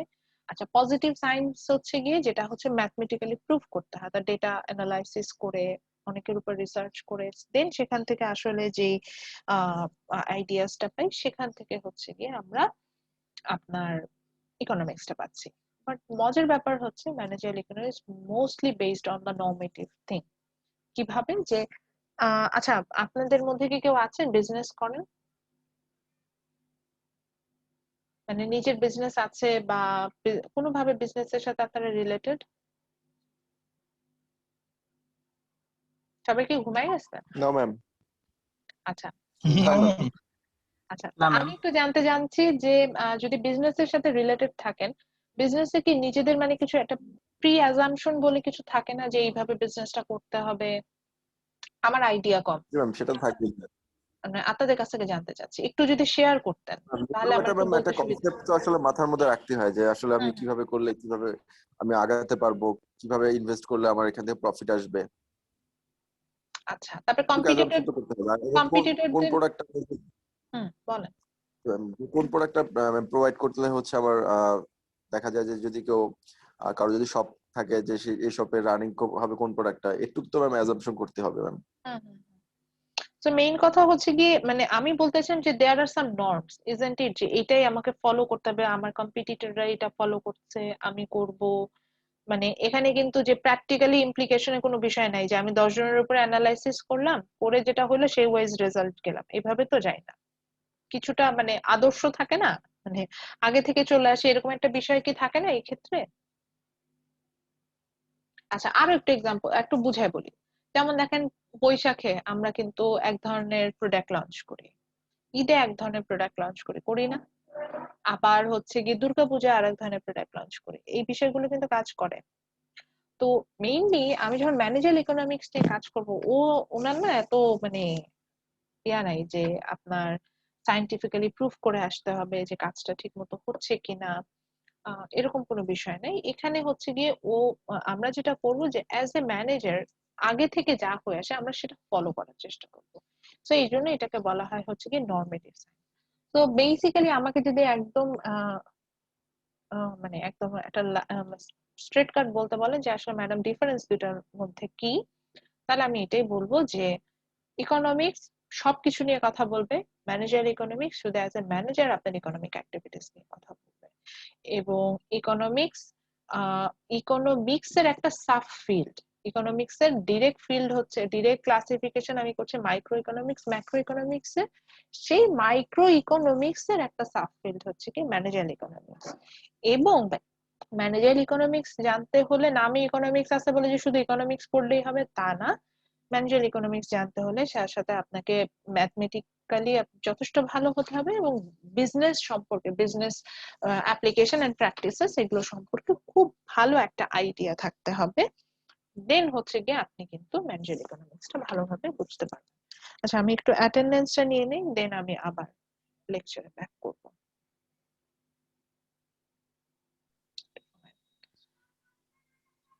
এরপরে আমরা চলে যাব হচ্ছে গিয়ে যে আসলে ম্যানেজার ইকোনমিক্স কি ইউজফুল আমরা সেটা সম্পর্কে জানবো, যে এটা আসলে আমাকে কিভাবে হেল্প করছে। সো এটা আমরা একটা ডায়াগ্রামের মাধ্যমে এটা সবসময় দেখানোর চেষ্টা করি। তো এখানে আমরা দেখতে পাচ্ছি when as a manager you are going to face any kind of decision problem, আপনার কাছে দুটো অপশন থাকে। সেটা হচ্ছে গিয়ে যে থিওরিজ আপনি জানেন economic theory both from micro and macro, সেখান থেকে হচ্ছে গিয়ে আপনি সেটাকে সলভ করার চেষ্টা করেন, আগে দেখেন যে থিওরিটিক্যালি এটাকে কি বলে, সেখান থেকে আপনি কিন্তু সেটাকে সলভ করার চেষ্টা করবেন। দেন আপনার কাছে যেটা চলে আসে সেটা হচ্ছে গিয়ে ডিসিশন সায়েন্স, অর্থাৎ আপনি কোনো কারণে চাইলে অ্যানালাইসিস করে দেখতে পারেন। লাইক আপনি you want to find out the cost of production in specific business, so এটা তো আর থিওরি থেকে পাবেন না, তখন কস্ট ক্যালকুলেশনই করতে হবে। or you want to find out the price elasticity of demand, the relationship between price and demand, and from that you can predict the price level. So for that purpose you need again idea about mathematical economics. So আমরা যখনই একটা decision ধরেন as a manager আপনি প্রবলেমে পড়েছেন যে what will be the price of your next product, তো তখন আগে আপনি থিওরি ওয়াইজ জানলেন যে এটার প্রাইসের, একটা প্রোডাক্টের price depends on the price elasticity and obviously price elasticity of demand and supply, তখন এবং প্রাইস এলাস্টিসিটি অফ সাপ্লাইর উপর ডিপেন্ড করে আপনি হচ্ছেন কি সাপ্লাইটা দিবেন, ডিমান্ডের উপর ডিপেন্ড করে প্রাইসিংটা করবেন। তো সেটার জন্য তখন এখন প্রাইসিংটা করার জন্য আপনি তখন ক্যালকুলেশনে চলে গেলেন হচ্ছে ডিসিশন সায়েন্সের আন্ডারে। দেন এই দুটাকে যখন একত্রে আপনি করে ফেলেন সেটা সেখানে ম্যানেজার ইকোনমিক্স চলে আসলো, এবং আপনাকে কিন্তু এই দুটাকে নিয়ে আপনার আপনি যে ম্যানেজারিয়াল ডিসিশন প্রবলেমটাতে পড়েছেন সেটাকে সলভ করার চেষ্টা করো, এবং আপনাকে সেখানে যে সলিউশনটা দিল দ্যাটস দ্য অপটিমাম সলিউশন। আচ্ছা, অপটিমাম আর ম্যাক্সিমাম এইটার মধ্যে আমাদের একটা মানে এক ধরনের কনফিউশন কাজ করে যে what is optimum and what is maximum. তো অপটিমাম অ্যাকচুয়ালি আমরা যেটাকে বুঝি সেটা হচ্ছে getting the best thing for yourself. হ্যাঁ, ম্যাক্সিমাম বলতে তো আমরা ধর ম্যাক্সিমাম বেনিফিট, ম্যাক্সিমাম প্রফিট, সর্বোচ্চ বুঝি।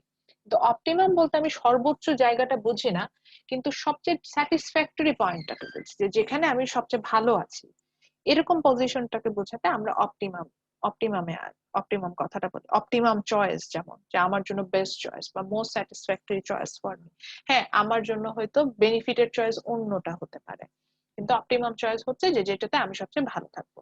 তো এটাই বলছে যে আমি যখনই কোনো প্রবলেম ফেস করছি তখন ইকোনমিক থিওরি দিয়ে সেটাকে সলিউশন করার চেষ্টা করি, এবং সেখানে ডিসিশন মেকিং এর জায়গায় আসলে আমরা সেটা হচ্ছে গিয়ে ডিসিশন মেকিং সায়েন্স দিয়ে আমরা সেটাকে ম্যাথমেটিক্যালি সলভ করি।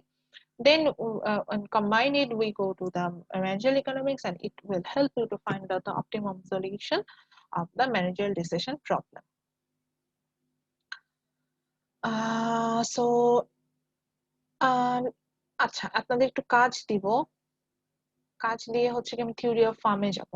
তো এটার জন্য আমি একটু আগের স্লাইডটাতে যাই। তো আজকে যতটুকু বললাম এটার উপর আগে একটু ডিসকাস করে আসি। আজকে আমরা এতক্ষণ পর্যন্ত যা যা পড়েছি এখান থেকে আমি কোশ্চেনটা কিভাবে করতে পারি। আচ্ছা, অ্যাজ ইউ নো আপনাদের মিড টার্ম এক্সামটা হবে হচ্ছে গিয়ে গুগল ফর্মে, অর্থাৎ আমি আপনাদেরকে just face to face exam হলে যেরকম হতো সেরকমই আমি আপনাদের একটা টাইম কনস্ট্যান্ট দিয়ে একটা গুগল ফর্ম হয়তো আপলোড করে দিব। লাইক ধরেন আপনাদের এক্সাম সাপোজ 21শে ফেব্রুয়ারি সকাল 10টায়, সকাল 10টায় দেখবেন যে আপনাদের সাথে আমি একটা মিটিং অন করব, সেখানে আপনাদের গুগল ফর্ম আমি আপলোড করে দিব, আপনি গুগল ফর্মে অ্যান্সার করবেন, এবং সেখানে হয়তো ধরেন আমাদের আমাদের ক্লাস টেস্ট নাকি মিড টার্ম? মিড টার্মটা এইভাবে হবে, মিড টার্ম। আচ্ছা আচ্ছা, মিড টার্ম গুগল ফর্মে হবে, টাইম কনস্ট্যান্ট দিয়ে গুগল ফর্মে হবে, এটাই আমাদের জানাচ্ছে। মানে মিড টার্মে কোনো ভাইভা সেশন নেই। আপনারা যেমন এর আগে ভাইভা প্লাস হচ্ছে গিয়ে অ্যাসাইনমেন্ট সাবমিট মিড করেছেন না, টার্ম ফাইনালটা আমরা হচ্ছে ভাইবা দিয়েছি ম্যাম। সব লাস্ট সেমিস্টারে তো এইভাবে গিয়েছে যে মিড ফাইনাল দুটোই হচ্ছে, হাফ ভাইভা ছিল, হাফ হচ্ছে গিয়ে অ্যাসাইনমেন্ট ছিল। ফাইনালে হচ্ছে ভাইভাতে একটু মার্কস বেশি ছিল, অ্যাসাইনমেন্টে কম ছিল, এতটুকুই। কিন্তু এবার যেটা করছে মিডে হচ্ছে গিয়ে মিড টার্মটা ফুললি মানে ফুললি এক্সাম বেসড হবে, এবং এক্সামটা কি হবে টাইম কনস্ট্যান্ট দিয়ে গুগল ফর্মে আমি একটা এক্সাম নিব, এভাবে হবে। গুগল ফর্মে আপনি মাল্টিপল কোশ্চেন থাকবে। আমি ওটা নিয়ে আলোচনা করছিলাম যে এই যে যেমন ধরেন আমি কিন্তু অলরেডি একটা বড় চ্যাপ্টার শেষ করে আসছি, যেটা আমার অনেক পছন্দের চ্যাপ্টার, এবং যে চ্যাপ্টার থেকে অনেক কোশ্চেন করা যায়, বা আমরা অলরেডি মার্ক হার্শিরও প্রথম চ্যাপ্টারটা শেষ করে ফেলছি, জাস্ট থিওরি অফ ফার্মটা পড়াবো। এটার জন্য আপনাদের একটা টাস্ক দিব, দেন হয়তো নেক্সট ক্লাসে ম্যাথ করবো, তো এই জন্য থিওরি অফ ফার্মে যাব। তো এইখান থেকে আমি প্রশ্নগুলো কি করতে পারি, আমি যদি আমার আজকের প্রথম যে চ্যাপ্টারটা আমরা কমপ্লিট করলাম এখান থেকে হিউজ প্রশ্ন করার জায়গা আছে। আগে আসি স্মল কোশ্চেন যদি করি, আমি সেক্ষেত্রে কি করব, সেক্ষেত্রে আমি ডেফিনেশন গুলো টাইপের করবো, যে ইকোনমিক্স এর ডেফিনেশন চাইতে পারি, ম্যাক্রো মাইক্রো ডেফিনেশন চাইতে পারি, স্কারসিটি কি, রেশনাল পিপল কি, ইনসেনটিভ কি, ইনফ্লেশন কি, মার্কেট কি, মিক্সড ইকোনমি কি, প্ল্যান্ড ইকোনমি কি, এই ধরনের ছোট ডিসিশন থেকে আসতে পারি। এবার আসি কনসেপচুয়াল কোশ্চেন, যেটা আমাদেরকে বলে হায়ার অর্ডার যে কোশ্চেন গুলো, সেখানে যখন আমি করতে যাব বুঝতেই পারছেন আমি প্রিন্সিপালে চলে যাব এবং যে কোনো প্রিন্সিপাল থেকে আসলে আমি প্রশ্নগুলো করব। তো এই ক্ষেত্রে মনে রাখবেন যে প্রথম যে চারটা প্রিন্সিপাল আছে, আমি সাধারণত কোশ্চেন গুলো এই চারটা প্রিন্সিপাল থেকে দেখবেন যে আমি যথেষ্ট সময় নিয়ে প্রিন্সিপাল গুলো আপনাদের সাথে আমি আলোচনা করেছিলাম, এই কারণে যে প্রিন্সিপাল গুলো থেকে যাতে মানে প্রথম এই চারটা প্রিন্সিপাল থেকে যাতে আপনাদের ভালো আইডিয়া থাকে, আমি কিন্তু এখান থেকে প্রশ্নগুলো করব। প্রশ্নগুলো কি হবে, সাপোজ আমি একটা কোশ্চেন করলাম যে rational people think at the margin, do you agree or not. এখন আপনি এটাতে দেখলেন এটাতে 10 marks, which means it's a broad question. এখন এটাকে আপনাকে আমি আপনার সাথে আপনাকে আর্গুমেন্ট করতে বলেছি। তো প্রিন্সিপালটা যখন রাখবেন, আমি আবার বলছি don't go for memorization purpose, just go for the conceptual purpose. তো আপনার কনসেপ্ট কি বোঝে, what do you mean by rational people think at the margin, সেটা লিখবেন। After that give some relevant example. আপনি প্রাইস লেভেল বাড়ার কথাও বলতে পারেন, বইয়ে ট্যাক্সেশন নিয়ে বলা আছে সেখান থেকেও বলতে পারেন, বা আপনার রিয়েল লাইফে হয়তো আপনি দেখেছেন যে অ্যাজ এ সাপ্লায়ার যখন প্রাইস বাড়ে আমরা সাপ্লাই বাড়াই দিই, এটাও কিন্তু rational people think at the margin একটা এক্সাম্পল হতে পারে। আবার যখন প্রাইস কমে আমরা তখন সাপ্লাই কমাই দিই, আপনি সেখান থেকে এক্সাম্পল দিতে চান সেটাও দিতে পারেন। তো মেইন কথা হচ্ছে গিয়ে আমি এখান থেকে যদি কনসেপচুয়াল কোশ্চেন করি প্রিন্সিপাল গুলো থেকে করব, এবং সেই ক্ষেত্রে আমি আপনার কাছে যে আর্গুমেন্ট যাবো সেখানে আপনাকে এক্সপ্লেন করতে হবে, অর্থাৎ আপনি নিজের মতো করে দুই তিনটা রিলেভেন্ট এক্সাম্পল ড্র করবেন, করে এক্সপ্লেনেশনে যাবেন। এছাড়া যদি বলেন যে হ্যাঁ ম্যাডাম মেমোরাইজেশন কোশ্চেন কি একটাও আসবে না, হ্যাঁ আসবে। এই যে 10টা প্রিন্সিপাল আছে, 10টা প্রিন্সিপাল কিন্তু একদম মেমোরাইজ করতে হবে, বিকজ প্রিন্সিপাল গুলো এগুলো প্রিন্সিপাল, এটা আমি আপনি বানাই নেই, এটা যারা ইকোনমিক্স ধীরে ধীরে এটা ডেভেলপ করেছে। তো প্রিন্সিপাল গুলো কিন্তু মেমোরাইজ করতে হবে। সো যদি বলে society faces trade of, sorry people faces trade of, মানে পিপল ফেসেস ট্রেড অফই লিখতে হবে, আপনি লিখতে পারবেন না যে ফার্ম ফেসেস ট্রেড অফ, যেটা আছে সেটাই লিখতে হবে এইটাই। অর্থাৎ এই জাস্ট এই 10টা প্রিন্সিপালটা আমরা একটু মেমোরাইজ করব, আদার থিং গুলো আমরা জাস্ট হচ্ছে কি আমার যদি আমি বুঝি যে প্রিন্সিপালটা দিয়ে কি বুঝিয়েছে তাতেই আমার জন্য হয়ে যাবে। এটা ছিল হচ্ছে এই চ্যাপ্টার থেকে কোশ্চেন। আমি যে এখন যে চ্যাপ্টারটা স্টার্ট করেছি এখানে অলরেডি আমরা ইম্পর্টেন্ট একটা পোর্শনে আছি, সেটা হচ্ছে গিয়ে এতটুকু যদি আমি যাই, এখানে হচ্ছে গিয়ে প্রথম যে ইম্পর্টেন্ট পার্ট সেটা হচ্ছে যে ডেফিনেশন আসে, এবং এরপরে আমি যেটা জানতে চাই যেটা হচ্ছে আপনি জানেন কিনা যে ইকোনমিক্স আর ম্যানেজিয়াল ইকোনমিক্স এর মধ্যে ডিফারেন্সটা কি, বা তাদের মধ্যে রিলেশনশিপটা কেমন। এখান থেকে আমি একটা প্রশ্ন করি, এটা খুব মানে আমার পছন্দের প্রশ্ন, যে যে আমার স্টুডেন্টরা বুঝে না কেন। দেন আর একটা প্রশ্ন হচ্ছে কি why manager economics is useful, এটা আপনাদের আজকে আমি টাস্ক দিতাম যে এটা নিজেরা ফাইন্ড আউট করবেন যে কেন এটা, মানে আবার হোয়াট অর এটাকে উল্টা ভাবে আমি যদি বলি, আপনি এখান থেকে এটা ফাইন্ড আউট করতে পারবেন যে why manager economy, why study of manager economics is beneficial as a manager. তো এই জিনিসটা আমার আমার বলার থেকে আপনারা যদি নিজেরা একটু গো থ্রু করেন, আপনি আরো ভালো এটার অ্যান্সার খুঁজে পাবেন। তো সেটার জন্য আমরা এই ইমেজটা ড্র করতে পারি, করে হয়তো গিয়ে সেখান থেকে এক্সপ্লেনে আসতে পারি যে আমরা যখনই যে ধরনের প্রবলেম ফেস করি না কেন, it will be there for us. আচ্ছা, এরপরে আমরা চলে যাই হচ্ছে গিয়ে, আমি এটা নেক্সট ক্লাসে করাবো, যেহেতু আপনাদের কাছে একটা টাস্ক দিলাম, আমরা থিওরি অফ ফার্মে যাব, এখানে আমরা একটা ফর্মুলা দেখবো এবং সেখান থেকে আমরা ক্যালকুলেশন করব যে আমরা হচ্ছে গিয়ে কিভাবে প্রফিট ক্যালকুলেশন করি, এবং প্রেজেন্ট ভ্যালু ক্যালকুলেশন, এখানে একটা ম্যাথসে যাব। দেন আমরা চলে যাব হচ্ছে গিয়ে আহ রেভিনিউ যেটাকে সেটা। তো লাস্ট পয়েন্টটাতে যাই, সেটা হচ্ছে গিয়ে থিওরি অফ ফার্মটা তো নেক্সট ক্লাসে যাবো, আমি একটু লিগ্যাল কনস্ট্রেন্ট গুলোতে চলে যাচ্ছি, যে আমি যখন কেন আমরা ম্যানেজার ইকোনমিক্স পড়ছি, এটা তো ওই যে বললাম বেনিফিটস গুলো তো জানবেন। তো এটার মধ্যে একটা বিষয় আমরা দেখা যাবে যে আমরা লিগ্যাল যে ব্যারিয়ার গুলো থাকবে, আমরা একটা বিজনেস যখন রান করতে চাই দেয়ার আর সাম লিগ্যাল ব্যারিয়ার্স। আচ্ছা একটু পজ দিচ্ছি, আজান দিচ্ছে, আজানটা শেষ হোক।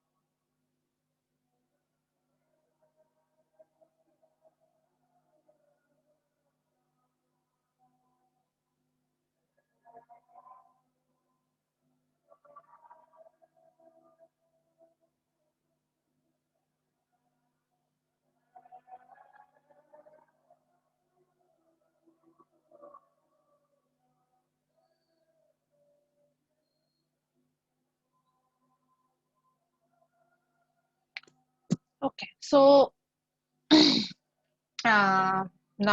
আজানের হচ্ছে রিপ্লাই দিবেন, আজানের রিপ্লাই দেওয়া যায়, এবং দোয়া কবুল হওয়ার একটা পারফেক্ট টাইম আছে, সেটা হচ্ছে গিয়ে আজান শেষ হওয়ার পরে ওই যে নামাজের জন্য দাঁড়ায় না, ইতেকাফ বলে মনে হয় ওটাকে, ওটার আগ পর্যন্ত যে সময়টা থাকে, এই সময় আল্লাহ স্বয়ং আল্লাহ নিজে বলেছেন সে তিনি দোয়া কবুল করেন বান্দা। তো আপনার যদি কোনো কোনো কারণে আপনি মানসিক অশান্তিতে থাকেন, প্রে করতে ইচ্ছা করছে, তো এই টাইমটাতে জাস্ট সিম্পল দুরূদ শরীফ পড়বেন 2-3 বার, 3 বার দুরূদ শরীফ পড়বেন, আল্লাহর যে কোনো একটা সিফাতি নাম পড়ে, আপনি ইয়া রহমানু ইয়া রাহিমও পড়তে পারেন, এরকম 7 বার পড়বেন, 7 বার এইভাবে পড়ে মনে মনে জাস্ট একটা মনে মনে একটা প্রে করে ফেলবেন।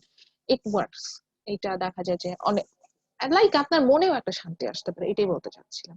এন্ড আজকে হচ্ছে ফ্রাইডে, ফ্রাইডে হচ্ছে মুসলিমদের জন্য ঈদের সমান। ফ্রাইডে এই আসরের ওয়াক্ত থেকে মাগরিবের ওয়াক্ত হচ্ছে খুবই গুরুত্বপূর্ণ একটা সময়, যে সময় আল্লাহ মানে উইকলি একটা টাইম থাকে যে সময় আল্লাহ দোয়া কবুল করেন, এটা হচ্ছে সেই সময়। বেটার হচ্ছে এই সময় খুব ভালো মতো প্রে করা। তো আমিও ক্লাস শেষ করে দিব, তারপর আমি আশা করবো যে আপনারা সবাই প্রে করবেন। তো আমরা যেটা ছিলাম যে লিগ্যাল, যে আমরা যে ব্যারিয়ার যেটাতে ছিলাম, এটা দিয়ে আজকে শেষ করব। দেখতেই পাচ্ছি একটা ফার্মে কতগুলো হচ্ছে কি কনস্ট্রেন্ট থাকে, কতগুলো ডাইমেনশনের সাথে তাকে রিলেশনশিপ মেনটেন করতে। একটা ফার্ম মানে যে producer, society, investor, employer, management, supplier, সবার সাথে আপনার কিন্তু সম্পর্ক, এবং আপনি এই সম্পর্কটা ঠিকঠাক মতো মেনটেন না করতে পারলে আপনার বিজনেস ফল করবে। এই বিষয়টা অনেকটা এরকম। তো এখানে একটু দেখে নিই যে আপনি যখন ফর্মটা যাচ্ছেন, অ্যাকর্ডিং টু থিওরি অফ ফর্মই এটা আসে, তারপরে আমি এটা আগে পড়াই দিচ্ছি, যে থিওরি অফ ফর্মটা ম্যাপটা নেক্সট ক্লাসে করবো। তো এখানে আমাদের হচ্ছে কি আমরা কিছু কনস্ট্রেন্ট পাবো, which means ব্যারিয়ার পাবো। So the first barrier is limited resources. Yeah, আমি যাই করি না কেন, we don't have unlimited resource. Like আপনি হয়তো বলতে পারেন বাংলাদেশে তো ম্যাডাম আনলিমিটেড লেবার আছে, but yeah we have limitation in skill labour. অনেকেই তো, আপনারা তো জব ফিল্ডে আছেন, ঠিক বলেছে না যে স্কিল লেবার নাই। অনেক ক্ষেত্রে আমরা রিক্রুটমেন্ট বোর্ডে বসে দেখি যে আমরা যে ধরনের লেবার চাচ্ছি পাচ্ছি না, যে কোয়ালিফিকেশন, যে খুব সিম্পল কোয়ালিফিকেশন সেটাই পাওয়া যায় না। সো স্কিলড পার্সনের অভাব আছে, that's call limited resources. Same thing skill র ম্যাটেরিয়ালসটা দেখা যায় পাওয়া যায় না। এনার্জি, আমাদের দেশে সবচেয়ে বড় যে প্রবলেম, আমাদের এনার্জি কম। এনার্জি কম মানে হচ্ছে কি আমাদের ইলেকট্রিসিটি প্রোডাকশন যথেষ্ট লিমিটেড, বা আনলিমিটেড হচ্ছে কি ন্যাচারাল রিসোর্সেস নেই, আমাদের এনার্জিটাকে কিন্তু আমাকে খুব বুঝে শুনে ইউজ করতে। So this is one of the limitation. Then quality মানে রিকোয়ারমেন্টস, এখানে যেটা হচ্ছে যে লাইক আমি যদি যে প্রোডাক্টটা তৈরি করছি, এখানে সবসময় কাস্টমারদের একটা রিকোয়ারমেন্ট থাকে যে সে হাই কোয়ালিটি প্রোডাক্ট চায়, বা যদি মডারেট কোয়ালিটি চায়। তো এই কোয়ালিটিটাকে মেনটেন করা, প্রত্যেকটা প্রোডাক্টের সেম কোয়ালিটি মেনটেন করা, it's a very tough thing. আমরা অনেক সময় দেখি যে বাজারে এই যে এক্সপোর্ট কোয়ালিটির প্রোডাক্ট আমরা পাই, সেগুলো তাহলে এক্সপোর্ট করে নাই কেন, বলে এক্সপোর্ট কোয়ালিটি, ওগুলোতে কোনো না কোনো কারণে ডিফেক্ট থাকে। তো ডিফেক্টের কারণে প্রোডাক্টটা তখন আর সেল করা যায় না। তো এই যে এটাই বলছে যে কোয়ালিটি আমাকে, এটা আমার এটা আমার একটা বিজনেস রান করার জন্য এটা আমার একটা বাধা, যে প্রফিট ম্যাক্সিমাইজ করতে গেলে এটা আমার বাধা, যে আমাকে একটা কোয়ালিটি রিকোয়ারমেন্ট ফুলফিল করতে হবে। আচ্ছা, লেবার কন্ট্রাক্ট, লেবাররা যেটা করে সেটা হচ্ছে কি তাদের বিভিন্ন অ্যাসোসিয়েশন থাকে, তারা বিভিন্ন সময়ে বিভিন্ন ধরনের দাবি দাওয়া, ইরিলেভেন্ট দাবি দাওয়া ইভেন নিয়ে আসে, যেটা আমার কাছে হয়তো ফুলফিল করা যায় না। তো এই ধরনের প্রবলেম গুলো আমরা ফেস করে থাকি। তাছাড়া লিগ্যাল রেস্ট্রিকশন যেটা গভর্নমেন্ট থেকে ইম্পোজ হয়, like government rules and regulation, like for pollution পারপাসে আপনি পলিউশন কতটুকু অ্যামাউন্টের করতে পারবেন, অর লাইক আপনি হচ্ছেন গিয়ে মিনিমাম ওয়েজ ল, যেটা আমাদের আরএমজি সেক্টরে গভর্নমেন্ট করে দিয়েছে, যে মিনিমাম সে স্কিলড হোক আনস্কিলড হোক, আনস্কিলড হলেও তাকে মিনিমাম 5,000 টাকা তোমাকে স্যালারি দিতে হবে। এই দেন আস্তে আস্তে স্যালারিটা বাড়তে থাকে, 5 না 5.5 এরকম একটা করেছে। এটা তাও এই যে এখানে আবার দেখেন লেবার কন্ট্রাক্টে ওরা কি স্যার, ওরা 5,000 এ মানছিল না, ওরা এটা চেয়েছে 8,000 করতে হবে মিনিমাম। তো এটা হয়তো বড় ফার্ম গুলোর পক্ষে পসিবল, কিন্তু ছোট ফার্ম যারা তাদের পক্ষে তো সম্ভব না। সো গভর্নমেন্ট এখানে একটা মিনিমাম ওয়েজ ল নিয়ে আসে, সেটা হচ্ছে মিনিমাম 5,000 টাকা পে করতে হবে। তো এই যে একটা বিজনেস যখন আপনি রান করবেন আপনার প্রফিট মেকিং এর ক্ষেত্রে, আপনি কিন্তু এই ব্যারিয়ার গুলো ফেস করবেন। এটা প্রত্যেকটারই এক্সপ্লানেশন আমাদের বইয়ে দেওয়া আছে, আমি জাস্ট এটাকে শর্টকাটে বললাম। তো নেক্সট ক্লাসে আমরা হচ্ছে গিয়ে তাহলে ইনশাল্লাহ জাস্ট একটা টপিকই পড়বো এই চ্যাপ্টার থেকে, আমরা যেটা বাকি থাকলো that is theory of form.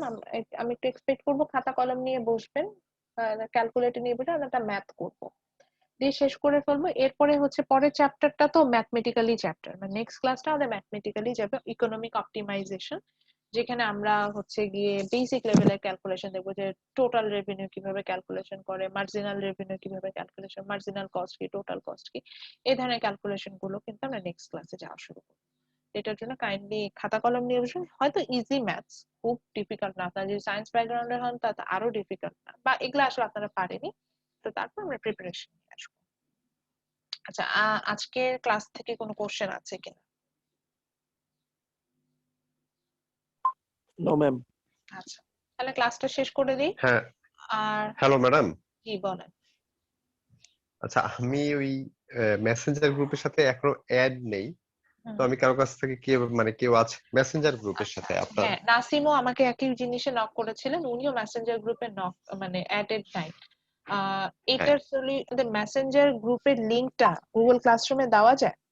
Ma'am মেসেঞ্জারের লিংকটা তো দেওয়া যাবে না ম্যাম, আমি হচ্ছে ম্যাম আমার ফেসবুক প্রোফাইলের লিংকটা আমি চ্যাট বক্সে দিয়ে দিচ্ছি ম্যাম এখন। আচ্ছা ঠিক আছে, তাহলে আপনি ওটা একটু দিয়ে দেন। ভাই আপনি গুগল ক্লাসরুমে দেন এই চ্যাট আচ্ছা, আমি বলি একটু মোবাইল নাম্বারটা কাইন্ডলি একটু বললে আমি অন্তত ইয়ে করে রাখি। আচ্ছা আচ্ছা আচ্ছা, মোবাইল নাম্বার, আচ্ছা সিআর কে আমি একটু রিকোয়েস্ট করি, এটা আসলে মানে ক্লাসরুমে দিলে, চ্যাট বক্সে দিলে অনেক সময় এটা কাজ করবে না। সিআর আপনি যদিও আপনাকে, হ্যাঁ গুগল ক্লাসরুমে উনি কিন্তু ওনার ফোন নাম্বার দিয়ে রেখেছে, ফোন নাম্বারও আছে, ওনার মেইল অ্যাড্রেসও দেওয়া আছে। আপনি ওইটা ওই পোস্টটা এডিট করে, জাস্ট হচ্ছে 1 উইক এগো উনি এটা দিয়ে রেখেছেন, ওখানে এডিট করে তো ফেসবুক প্রোফাইল লিংকটা দিয়ে দিয়ে, ঠিক আছে? তাহলে বাকিরা উনাকে পেয়ে যাবেন, ওখান থেকে মেসেঞ্জার গ্রুপে অ্যাড হয়ে যান। আমি নিজেও মেসেঞ্জার গ্রুপে অ্যাজ এ মেম্বার আছে, আমাকে অ্যাড করা হয়েছে, আমি নিজে ক্রিয়েটর না, আদারওয়াইজ আমি অ্যাড করে দিতাম বাকিদেরকে। জি ম্যাম, আমি দিয়ে দিচ্ছি ম্যাম ক্লাসরুমে। Is it okay with you? জি ম্যাম। বাকিদের সাথে ঠিক আছে? নাসিম ঠিক আছে? জি ম্যাম। আচ্ছা ঠিক আছে, তাহলে এইভাবে অ্যাড হয়ে যান, তাহলে মেসেঞ্জার গ্রুপে পেয়ে যাবেন। ওকে ঠিক আছে, তাহলে আজকের ক্লাস থেকে যদি কোশ্চেন না থাকে তাহলে একটু কষ্ট করে আপনারা যেটা করবেন, যে that is Y manager economics is useful, এটা একটু নিজেরা গো থ্রু করবেন। ফার্স্টে আপনাদের একটু ওপিনিয়ন গুলো জানবো, যে আপনারা কিভাবে ইউজফুল খুঁজে পেয়েছেন, দেন আমরা আসলে থিওরি অফ ফর্মে চলে যাব ইনশাআল্লাহ। ওকে, সবাই ভালো থাকবেন, ইনশাআল্লাহ নেক্সট ক্লাসে দেখা হবে। আসসালামু আলাইকুম। ওয়ালাইকুম আসসালাম। আসসালামু আলাইকুম। ওয়ালাইকুম আসসালাম।